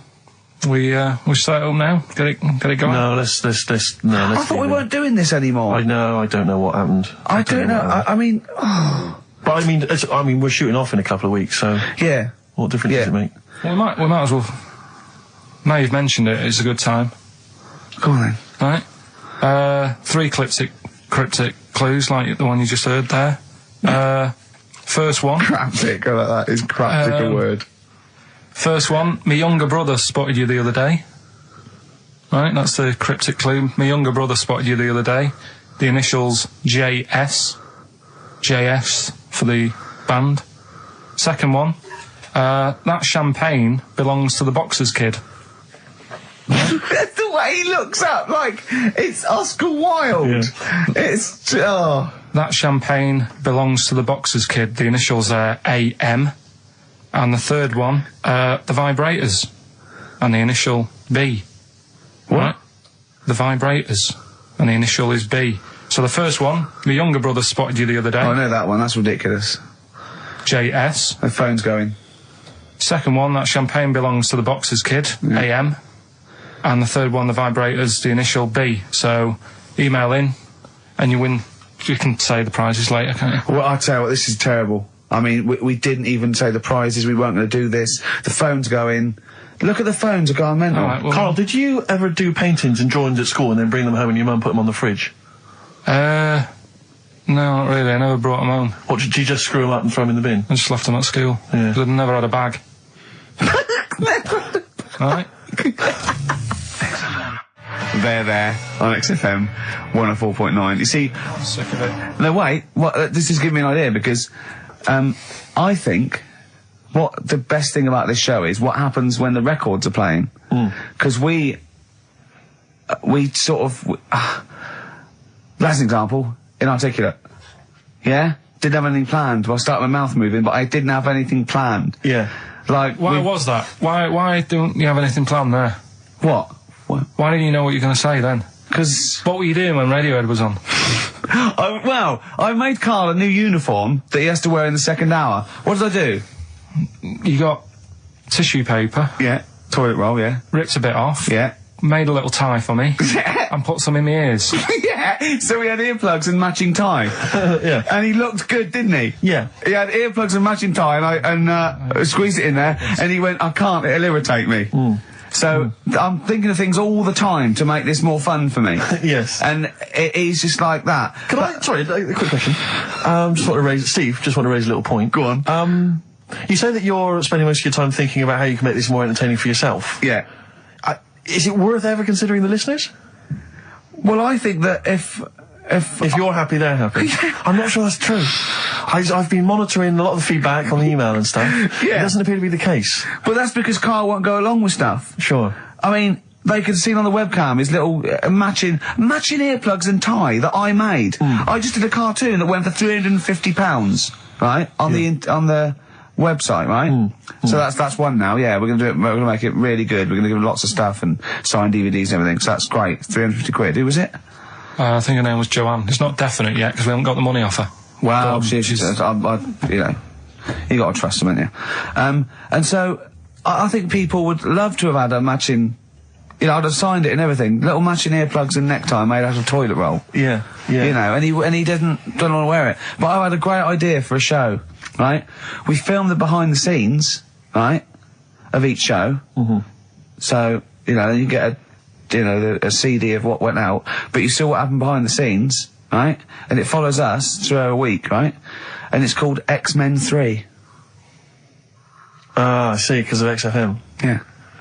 Right. And then we can film all Karl, what Karl looks like when I'm squeezing his head, what he's like when we're trying to make him touch us, all that sort of stuff, when he's getting all stressed out in the day and we just pop up, what he looks like, his little head, everything. And would this be broadcast on TV? Or? I think so. I think Choice, something like BBC Three. Yeah. Yeah. I mean, again, it's not because I mean, I'm very much in the centre of the storm. I'm very much the eye of the storm. Yeah. And I know that I myself would not want to watch that. Really? No, because it's... Any negative, Karl? He was like this when you came up with Cheap as Chimps. He wanted to drop Rockbusters. What was the other thing he didn't like? That other TV idea I had. Yeah, putting a baby in a room, setting it on fire and see if it can make its way out? Setting the room on fire. Let's not get silly. No, but he didn't like that, did he? I mean, I don't want to sort of... I don't want to blow my own trumpet, but it does seem to me that my criticism of those things is probably justified. I mean, Cheap as Chimps, where is it now? Wow. Donald McIntyre took it. Not really, Karl, not really. It is but a pitiful memory. Both your game show ideas terrible. This TV show idea, I think, again, it's only interesting to you, Rick. This is what you fail to realise. You've got no sense of the greater public. To be honest, I'm just taking this from what people are emailing in. They're not interested in Karl. I don't read the emails. They're not interested in Karl. I don't read the emails. They're not interested in Karl? They're not interested in Karl. But if we did a documentary about him, like they did about Oliver, the human sea, or that's a different case. Or the girl that was older than her mum, or, all those other sort of things. I think if we actually did a definitive documentary and got in doctors to talk about him, and showed him... That psychiatrist from Big Brother. Yeah, and just talked about it, and then showed him in his environment, I think it'd be brilliant. I think it'd be a brilliant show. But I think that's interesting. I think you're right. Some kind of anthropological study of Karl, fascinating. You making a little necessary for him, I'm not so convinced. But that'll all be part of it. Play a record, let's think about this, because I think this is an idea. If any broadcasters are listening, like Greg Dyke or, we'd even go to Channel 5 with this, I think, wouldn't we? Really? I mean, alternatively, if you'd like to incorporate Karl into some kind of Blue Peter appeal... Let's do something. Let's just get Karl... Look at his face. How could you not... See, a lot of people still don't know what you look like, Karl. Play a record. That's Across the Great Divide from the band. Rick, I bought a little treat for myself today. I've been meaning to buy these ever since I moved to London. Yeah. I'm sure everyone listening has seen them. Maybe you don't have them in your own collection. Karl, I don't know if you've come across them in the past. But it's the postcards.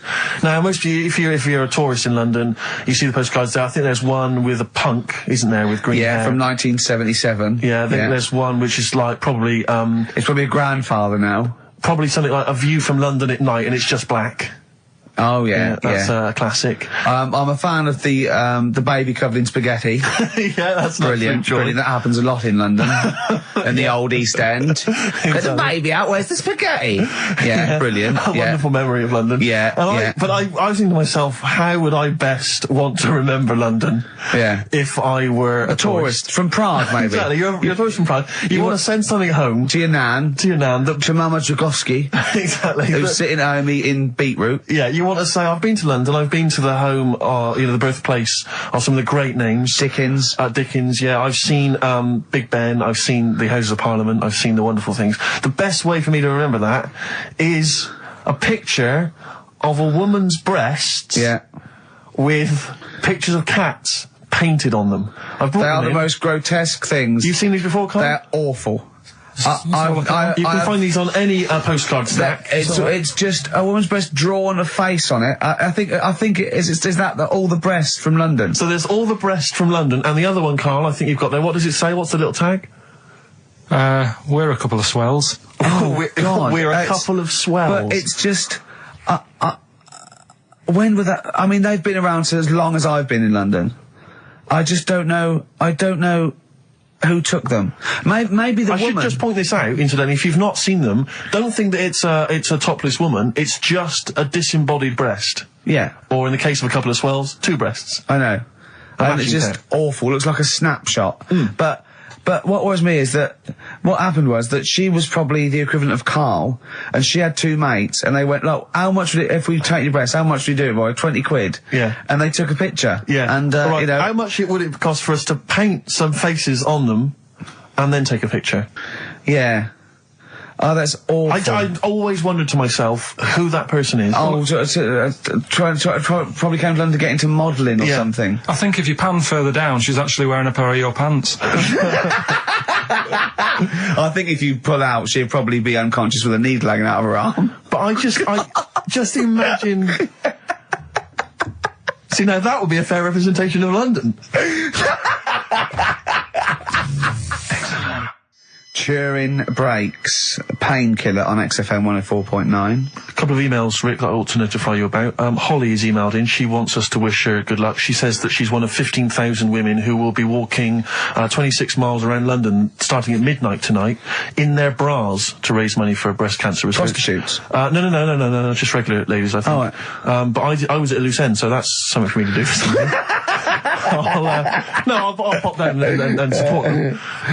Also, we got to say hello to Sonia, who's it's her 18th birthday, and we're going to play a little Smiths track for her later. So we're trying to be interactive. Yeah, I've seen how other DJs do it. They have phones. They go, and how are you celebrating tonight? Oh, we're just going out, Foxy. Have a good time. Here we go. This is, you know what I mean? Yeah. We've got to be. I've guessed we had Chris Martin in from Coldplay, which is going to be a lot. Well, Chris is still here. Hello, Chris. How did you come up with the ideas for your songs? Just make them up in my head with the guitar. And how old are you now? 28. Thanks very much. No, more from Chris Martin later, I imagine. Cheers. And we've also had an email. Thanks, Chris. We've also had an email from Jim. It's as easy as that. We had an email from Jim. He says, on the subject of the postcards, his brother once met the bloke who posed for the photo on those biros that when you tip them up, the black ink kind of sinks away, and it shows him nude. And he was apparently an aspiring model, and he got paid $75 for it in Hong Kong in the 70s. Carl, would you do that? Would you pose nude for a pen for $75? I mean, inflation, can't I? Let's double it every 10 years, say. So, yeah, so 150, 300. I'll give you 600 quid to post news for biros that we give away for XFM. An XFM biro, where your clothes sink away when you turn it upside down. And what sort of shape was this fella in? He's in pretty good shape, yeah, I think. 600 quid. Yeah. I'll make it back on selling the pens. No, I won't do that. I always remember being at school, when the first time I ever encountered one of those pens. There was a kid at school, Jason, and I had one of those pens, and he turned it upside down, and it was where the woman's clothes sink away and she's naked. Yeah. And I remember sort of seeing it and him showing it to everyone, all the young lads, and them thinking, this is amazing. And I always remember thinking it was like the idea that it was sort of a way to cheat teachers. Oh, there's Jason, he's just got a pen there with a picture of a woman wearing some clothes. That's fine. Yeah. There's nothing wrong with that. If he brings a porn mag in, I'll have him. He's out. But, yeah, but I can't. But I've always imagined, can you imagine how embarrassing would it be to be caught masturbating over one of those pens? Businessman. Yeah, he's like, his wife catches him. Sorry, what are you doing? I'm just doing some writing with this regular pen. Right, what? Well, no, don't turn it upside down. Can I just come round where you're sitting? Why are you naked? The only thing I think more embarrassing would be to be caught masturbating looking into a mirror. Well, for you maybe, for me and Carl, right? We should give the Rockbusters clues again one final time before we give out the answers. And I should mention the prizes as well. If you still want to enter, we've got various things, a couple of CDs, a Smash Hit CD. That's looking into a mirror. Let's move on from that. Club Anthems 2003, Strange and Beautiful. Eh? I hate being nude anyway. Why? What do you mean you hate being nude? It's not normal if you walk about. Do you walk about the house without on? No, because we've got windows. Yeah, but alright, with the blinds shut or whatever. Well, I have a bath. No, but say like with Jane and that. Are you happy walking about? No, I'll walk around in my pants or a towel. I won't purposely walk around nude for the sake of it. No. No, I know. So, but I in the morning I don't mind when I get up. Yeah. Go for a shower. But I don't sort of flaunt it about. I just wondered if that's normal or. Well, no. What do you mean? Is it normal? If there's no one can see you, then no, but your girlfriend's in and that. But what I mean is, it's like you can put a pair of pants on, can't you? Do you know all I'm saying is? Well, put Steve's on if you want. Yeah, 30 quid. What do you want to do? Do you want to put a pair of pants on now? No, it's just like you're asking me to do it for a pen. What would you do, right? What would you do, right, if you did that thing with Steve and you left your pants in there, you went and you put his on, but it was sort of like it was damp. Right, so Rockbusters then, we'll get this out of the way, right? So the prizes, Carl, I've mentioned there's a number of CDs. We've also got Wild Weather, a fascinating, it looks like 2 VHS set about weather, about various weather conditions around the world. That must be selling like hotcakes. Sean Lloyd could be in that now. Yeah, indeed. And, also signed by Norman. It's Fatboy Slim's Big Beach Boutique. That must have been troublesome for the station that has close ties with Norman to get hold of. But well done. And that's Fatboy Slim, Big Beach Boutique. So yeah, there's a number of not bad prizes to give away there. And the clues were, Carl? First one was my younger brother spotted you the other day. The initials JS. We had That Champagne Belongs to the Boxer's Kid. That was AM. And third one, the Vibrators. That's rubbish, that one. And the initial B. We'll give away the prizes and the answers next. What are we going to play a record, or what we got coming up? We got Monkey News. Yeah, we got that. We got we've got loads, too numerous to mention at the moment. We got any adverts? Got some of them. Oh, brilliant. Cram them in later. Excellent. Look forward to that. Joe Jackson. Good track. Good tune. Well, it's on. Different for Girls, Joe Jackson on XFM 104.9, a retro cut. Bit of Monkey News would be good, Carl, if you got that. We're struggling here. We're struggling, Steve. Wait a minute. You say that, but wait a minute, the answers for Rockbusters are coming up right now. So, you thought people were turning off? What have we done? We've done Take My Shoes Off for Money. Take My Shoes Off for Money. We've done that. We've done, look at these funny postcard breasts. And we've done We Didn't Win a Sony. Coming up, regular features. Jeez, we got nothing, have we? Come on. Sometimes it's good. Come on, Carl, save us. You've got to save us. So Rockbusters answers, then. Are we doing them now, Steve? Yeah. Right. First one, my younger brother spotted you the other day. Yeah. The initials there, JS. That was Junior Senior. Right? Yeah, good. I'll give you that. Second one, That Champagne Belongs to the Boxer's Kid. That was AM. That was Alison's Moye. Alison's Moye. Alison Moye. Sorry, just give us the clue again. That Champagne Belongs to the Boxer's Kid. So, Muhammad Ali's son. Yeah. Right, Alison's Moye. Yeah. Brilliant. And then third one, always an easy one in there for everyone so they can take part. The Vibrators, the initials B. That's Buzzcocks. You can't say Cox. That's why that's why you can't say Cox. Have we got a winner? We have indeed. I chose him because his name amused me, which is a bit harsh. It's not Mr. Tits. No. Gerald Preston. Sorry, Gerald, I don't know why that tickled me. It's so unfair. It only tickled me because it's not funny. There's nothing funny with Gerald Preston. There is nothing funny. I think it was because it sounded like it was a man of a different generation. I think that was why Gerald Preston. It sounded like... That's terrible. I know. Right, Gerald, there's nothing funny about that name. There's nothing funny about the name. Steve just made me laugh. He knew. I don't know why that made us funny. It made us laugh, but it just tickled me. But Gerald, whatever you think of your name, don't worry, because these prizes include funny about Gerald Preston. I don't know, Gerald, if you're a fan of Wild Weather, but you've got a 2 VH set coming to your way, so you certainly will be interested in extreme weather conditions by the end of that, I would have thought. Plus some arbitrary CDs, so good luck, Jerry. Oh, dear. Excellent. Right, brilliant. Good. That's that sorted. Right, let's have another tune and then maybe some Monkey News. Yeah. Well, actually, now you've sort of mentioned a bit of Monkey News, that I've found something in the week, right, that we've talked about in the past, right, that... I've got some other monkey stuff, but this is just... Oh, forget it. What? Come on! What's the matter with you? Right, do you know that thing we did ages ago? What? When we were out one day and we were talking about monkeys in a room with a PC, and if you leave them in there long enough... Yeah, eventually an infinite amount of monkeys, or one monkey in an infinite amount of time, will eventually... type the complete words of Shakespeare, yeah. Right, we talked about that ages ago. Yeah. I said it wouldn't happen. No, it doesn't make sense. You can't say it wouldn't happen, it doesn't make sense. It's a mathematical conundrum. It doesn't make sense. Go on. Anyway, right, they got a couple of monkeys. Alright, so not an infinite amount then. Okay, so, alright, but never mind. Yeah. Got a couple of monkeys, put it in a room. Yeah.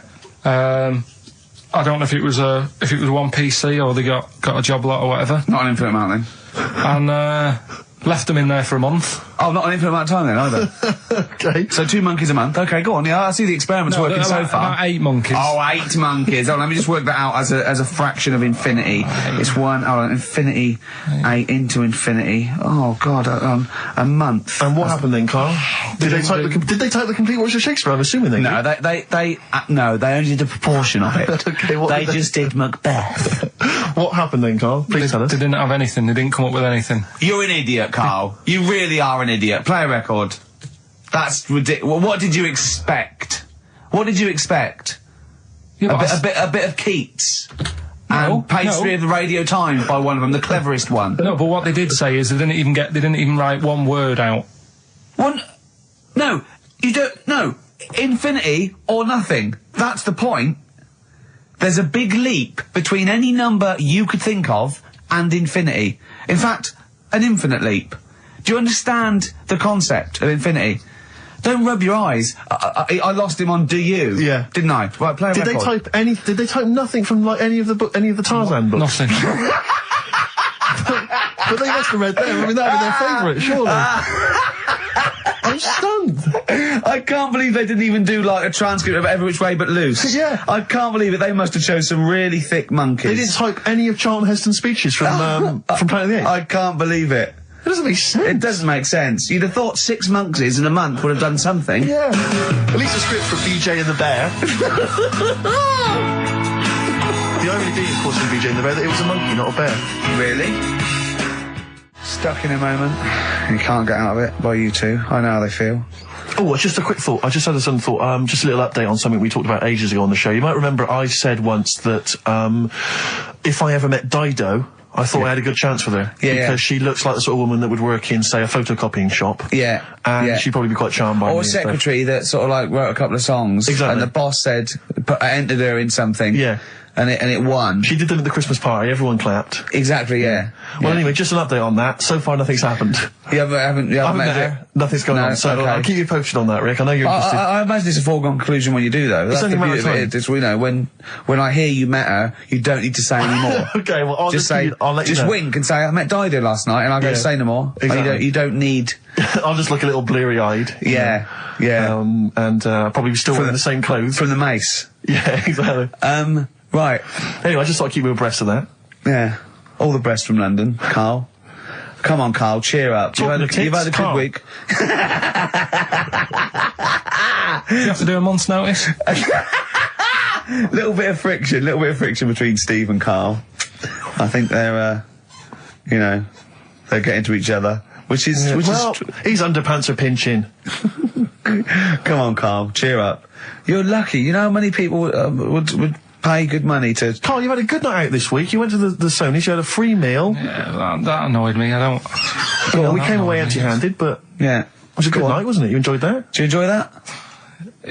I ate it, but go on. I'm just finding more and more things are annoying me. Really? Like, even... Like, at that Sony's night, right, you've got a lot of, respectable people going to that thing, you know, people who are high up at the BBC and that. Yeah. And... just the way, you know, it's a posh night, there's people there with dinner jackets on and stuff. Mm. And then I went to the toilet for a wee. Old fella in there. I thought he looks like he's been in the radio game for years, probably done loads of award-winning Sony stuff. Yeah. You know, all the BBC documentaries to do, in-depth stuff, and I thought, you know, I wonder if I'll be like him when I'm older, I wonder if I'm as good as him. Thinking all that, he's having a wee in the next urinal. Farts. I know. Yeah. He just farts. Old fella in a dinner jacket, probably hired. And I thought, he's not even showing respect to that. They try to. They think, well, I better do it in here. And it's sort of like a trumpet. And everyone just goes, yeah, that's fine. What's up with that? You know, yeah, I know what you mean. It's just the arrogance of doing it. He just did it. It sounded like a lost whale.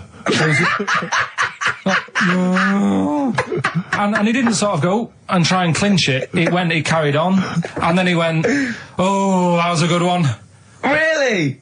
Old fella, must have been about 70. Oh dear. And well, better out than in. Yeah. But it's not though. I wasn't brought up like that. You see. Right. Because I did it. I mean, I never really did it that much as a kid. Sure. And then I was at my mum and dad's. You never did it that much as a kid? What, farted? Yeah. Okay. Not just like, you know, as a joke and that. We are taping this for next year's Sony Award, aren't we? We're taping this, what we're talking about now, aren't we? To hand in. Because this is, go on. But I was at my mum and dad's, right? And Suzanne was sat on the floor in front of me, and she was like, "Oh, rub my neck, it's hurting." So I thought, oh, and I hate doing that. It really it bores me. Well, right? she's your girlfriend, for goodness sake. I know, Dale Winton's different, you're getting paid for that. Go on. So I thought, the only way to shift her, I'll let one go, right? So I did that. I love that! It's such a loving relationship. I love that, that's great! So like doing the washing up badly. Yeah. She won't ask me again, what have you done? I've smashed the cups up and I've written in excrement across the wall. Well, that's no good, isn't it? Well, I won't do it again then. Give me the marigolds, I'll do it. I've nailed the cat to the fridge, what's up with that? Yeah. Go on. But yeah, so I did that, and it worked. She sort of got up and said, "Oh," and my dad said, "What do you do that for?" Yeah. What was he thinking? So I said, "Oh, I hate rubbing her neck. Does me head in." So he says, "You know, I've never trumped in front of your mother for 40 years." Sorry, where was this? Chigley? Why is this family talking like this? Young Carl, I've never trumped in front of your mother in the 35 years. Why you, what, I don't know what... No, it's just like he said, you know, we've done a lot of things in the family that Hold on, what did he say that for? What, he's never trumped in front of your mother? He just offered that information up. Well, he just was surprised that I did it. He said, "Where have you got that from?" Yeah. Whoa, he's lower intestines, I'd thought. What do you mean? You have to imagine there's a class of farting. Oh, no.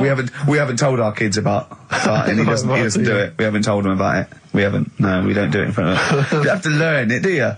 No, but there's a place. That's what I was always told. Go on. There's a place for that. Cornwall. So, and my mum, you know, it's the same. She doesn't do it. Right. If she goes to the toilet to, you know, do what you got to do, she makes sure, like, she'll sort of say things like, "Are you going out for a walk?" Are you going out for a walk? Does she know that you're broadcasting this? Well, yeah. She's probably around to the neighbours now, listening. Yeah. Any of you going out for a walk? Yeah, just out the door. So she waits until everyone's left, or...? She doesn't like the thought that everyone... Do you know, like, cats don't like you staring at them when they're doing it? I've never stared at a cat while it was doing anything. Have you ever had a pet cat? What do you mean? Yeah, go on. No, it's just like cats, you know, if you get them a little litter tray, yeah. I remember being told, like, no, when it does use it, don't sort of go and look at it. It puts it off. I was the same as a kid. When I had a nappy... Who comes and looks at you when you're on the bottom? No, when I was a kid and I was in a nappy, right, I used to always, like, there was a corner in the kitchen that I'd always go to, and everyone would be Where do you go to the toilet? Because I had a nappy on. Oh, yeah, right, how old were you? 14th birthday? About 3 or something. Yeah. Right. And I used to always go to this corner, and everyone said, right, he's going to the corner, don't stare at him. The thing is, I can so imagine you because you've got the same head. Yeah, you look like a baby. It's just the baby's head. Would you put a nappy on for 50 quid? Now? Yeah. I'd just sitting, just do your work, right? Well, anyway, sit in the corner. So I'm not doing that, right? What? So yeah, my mum's like that, and something else she's good. I mean, people might not know. At dinner party, it's Mrs. Pilkington just in the corner. Just don't look at her. Yeah, don't look at Mrs. P. She's just in the corner of our kitchen. Don't just look at her. What's she doing? She's just doing her business. There she is squatting. Are you going for a walk? Sorry, you were saying, Carl. Another trick I've learned from her. Right, if you're using, say, a friend's toilet or something, and you don't want to leave your mark, just go down the toilet and flush it. Use take a box of matches with you. Yes. Yeah. Set fire to the curtains. Set fire to the curtains calls it his factory. Burn the place down, have a wonderful crap, and just leave when the fire brigade get there. Forget it. Who is it? Vines. Yeah. It's a good one. We don't go brilliant, do you? If you're going to talk, you do say something useful. There you go. Vines, they're homesick. Brilliant. Now, we should do monkey news now, because I know you want to save it, but I think you should put your best stuff first, so you never know what will happen, you know what I mean? Always put your best stuff out there. Let me just get it out of the... Okay, well, while he's getting it, can we have a jingle for Monkey News? Yeah. Chimpanzee that Monkey News. Tell you what, right, about putting your best stuff first. Yeah. Right. Do you know what we were saying the other week about in Chinatown? Not really a town. Well, it's not a town, right? And like the restaurants, they have like those old dead ducks and chickens just hanging in the window, yeah. An octopus and all that just hanging there. Yeah. And that doesn't like make you want to go in, does it? No, sure. This morning, walking through Soho on the way in, walked past this sort of strip joint place. This woman said, "Do you want to come in, sir?" Right, turn round. She must have been about 80. So you're equating her to a hangy bit of octopus. Well, you said, are you performing? And a chicken. I'm just saying, again, put your best stuff at the front door. Yeah, good thinking. Right, anyway, bit of Monkey News that's been sent in. Right. Gareth in Catford. Right. Good work, Gareth. Basically, it's about this monkey. Oh yeah. In the jungle. Yeah. It's got a gig at an hairdresser's. What are you talking about? What are you talking about? It's got itself a nice little job going in an hairdresser's. As what? It gets people sitting down, and what it does before the people have their hair cut, that it sort of sits there, and it goes through people's hair, makes sure it's clean, and people are loving it.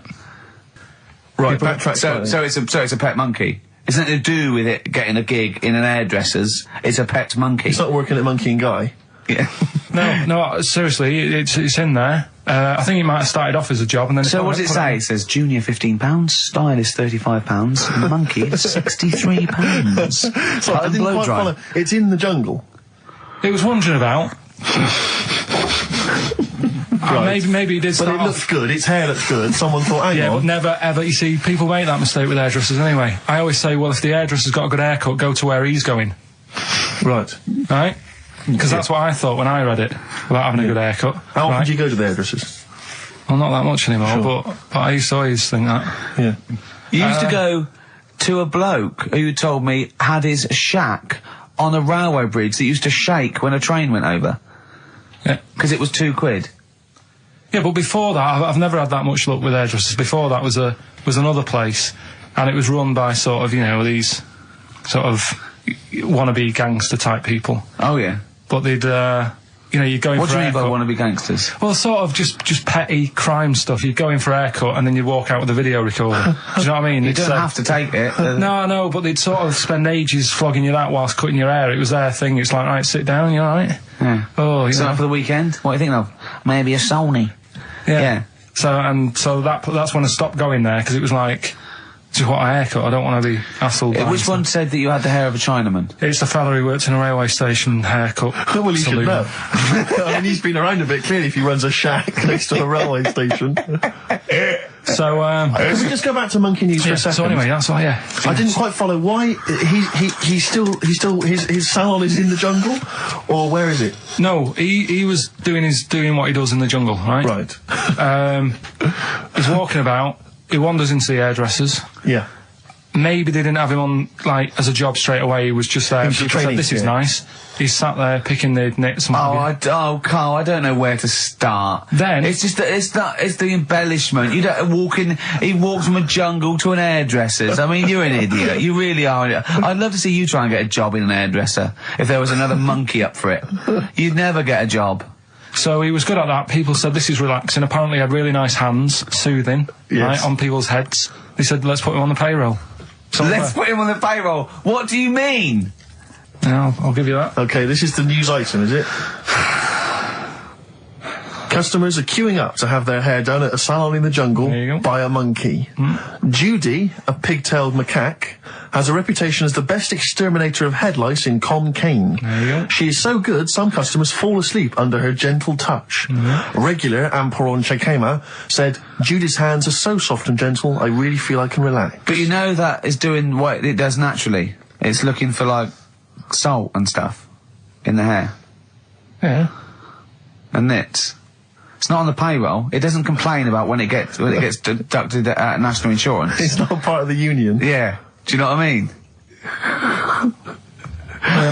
But a good monkey news, backed up with good tabloid journalism. With solid evidence there. So no, I think maybe we should start marking the monkey news, Rick. I don't know what you think. Giving it marks out of 10, maybe. For both interest and validity. Well, for interest, I'll give it 7. For Karl believing that there was something to this monkey, thinking it had a job and getting paid. But it was also doing kind of perms. 2. And colouring. 2. Yeah. Ridiculous. Again, ridiculous. More monkey news next week. Hopefully let's just hear that jingle again. Oh, chimpanzee that monkey news. Peace Train. Isn't that brilliant? Cat Stevens. Now, well, I've sort of enjoyed the last sort of, hour or so after disappointment of the Sonys. I think we are going to give up, to be honest. Do another week and then shoot off. Yeah, knock on the head. Okay. We're only doing it for a laugh anyway. But if they're not going to reward us for that, then do you know what I mean? It's not really worth it. But I'll tell you what could. But what about this, Karl? Can you find out who was on the panel? Can you? But what difference does it make? Well, I want you to interview. I want you to phone them up and I want to tell them why they didn't think our show was. Yeah, let them explain themselves. Just explain themselves. They've got to stand by their convictions. Find them all, track them down. There's probably about 300. What do you expect? They're I want not to tell going the to say, truth. no, you're right. The monkey news should have, done the job for you. I just want people. I don't want to sit in a room and hide. I want the 3 people on the panel. I'll find them out to say we didn't vote for you because we thought it was shoddy, amateurish, annoying. There was too much swearing. I'll go, fair enough. Well done, mate. We didn't vote for you because Karl's voice is an irritant. Okay? Okay, well done, mate. You're alright. We didn't vote for you because, Gervais, you're a fat, useless git who understands nothing about broadcasting. And your mate Steve... something. Yeah. And I'll go, right, I'm not so happy with that, but at least you told the truth. Mm-hmm. But get them on the phone. Find out from Andrew. I noticed none of them have mentioned me, which is good. I know, yeah. I'm pretty good. Yeah. Yeah, they probably all love Steve. No one likes to pick on an invalid, though. Do you know what I mean? I'm just... We got a player request here for, what's her name, don't leave it, Steve. Sonia, who's 18 today. We couldn't find William. It was really nothing Wordsmith because, whoever is in charge of the library, they probably won an award for it. But, she didn't ask for 4 non-blondes, so I found There Is a Light by the Smiths. So, a week to go. I'm not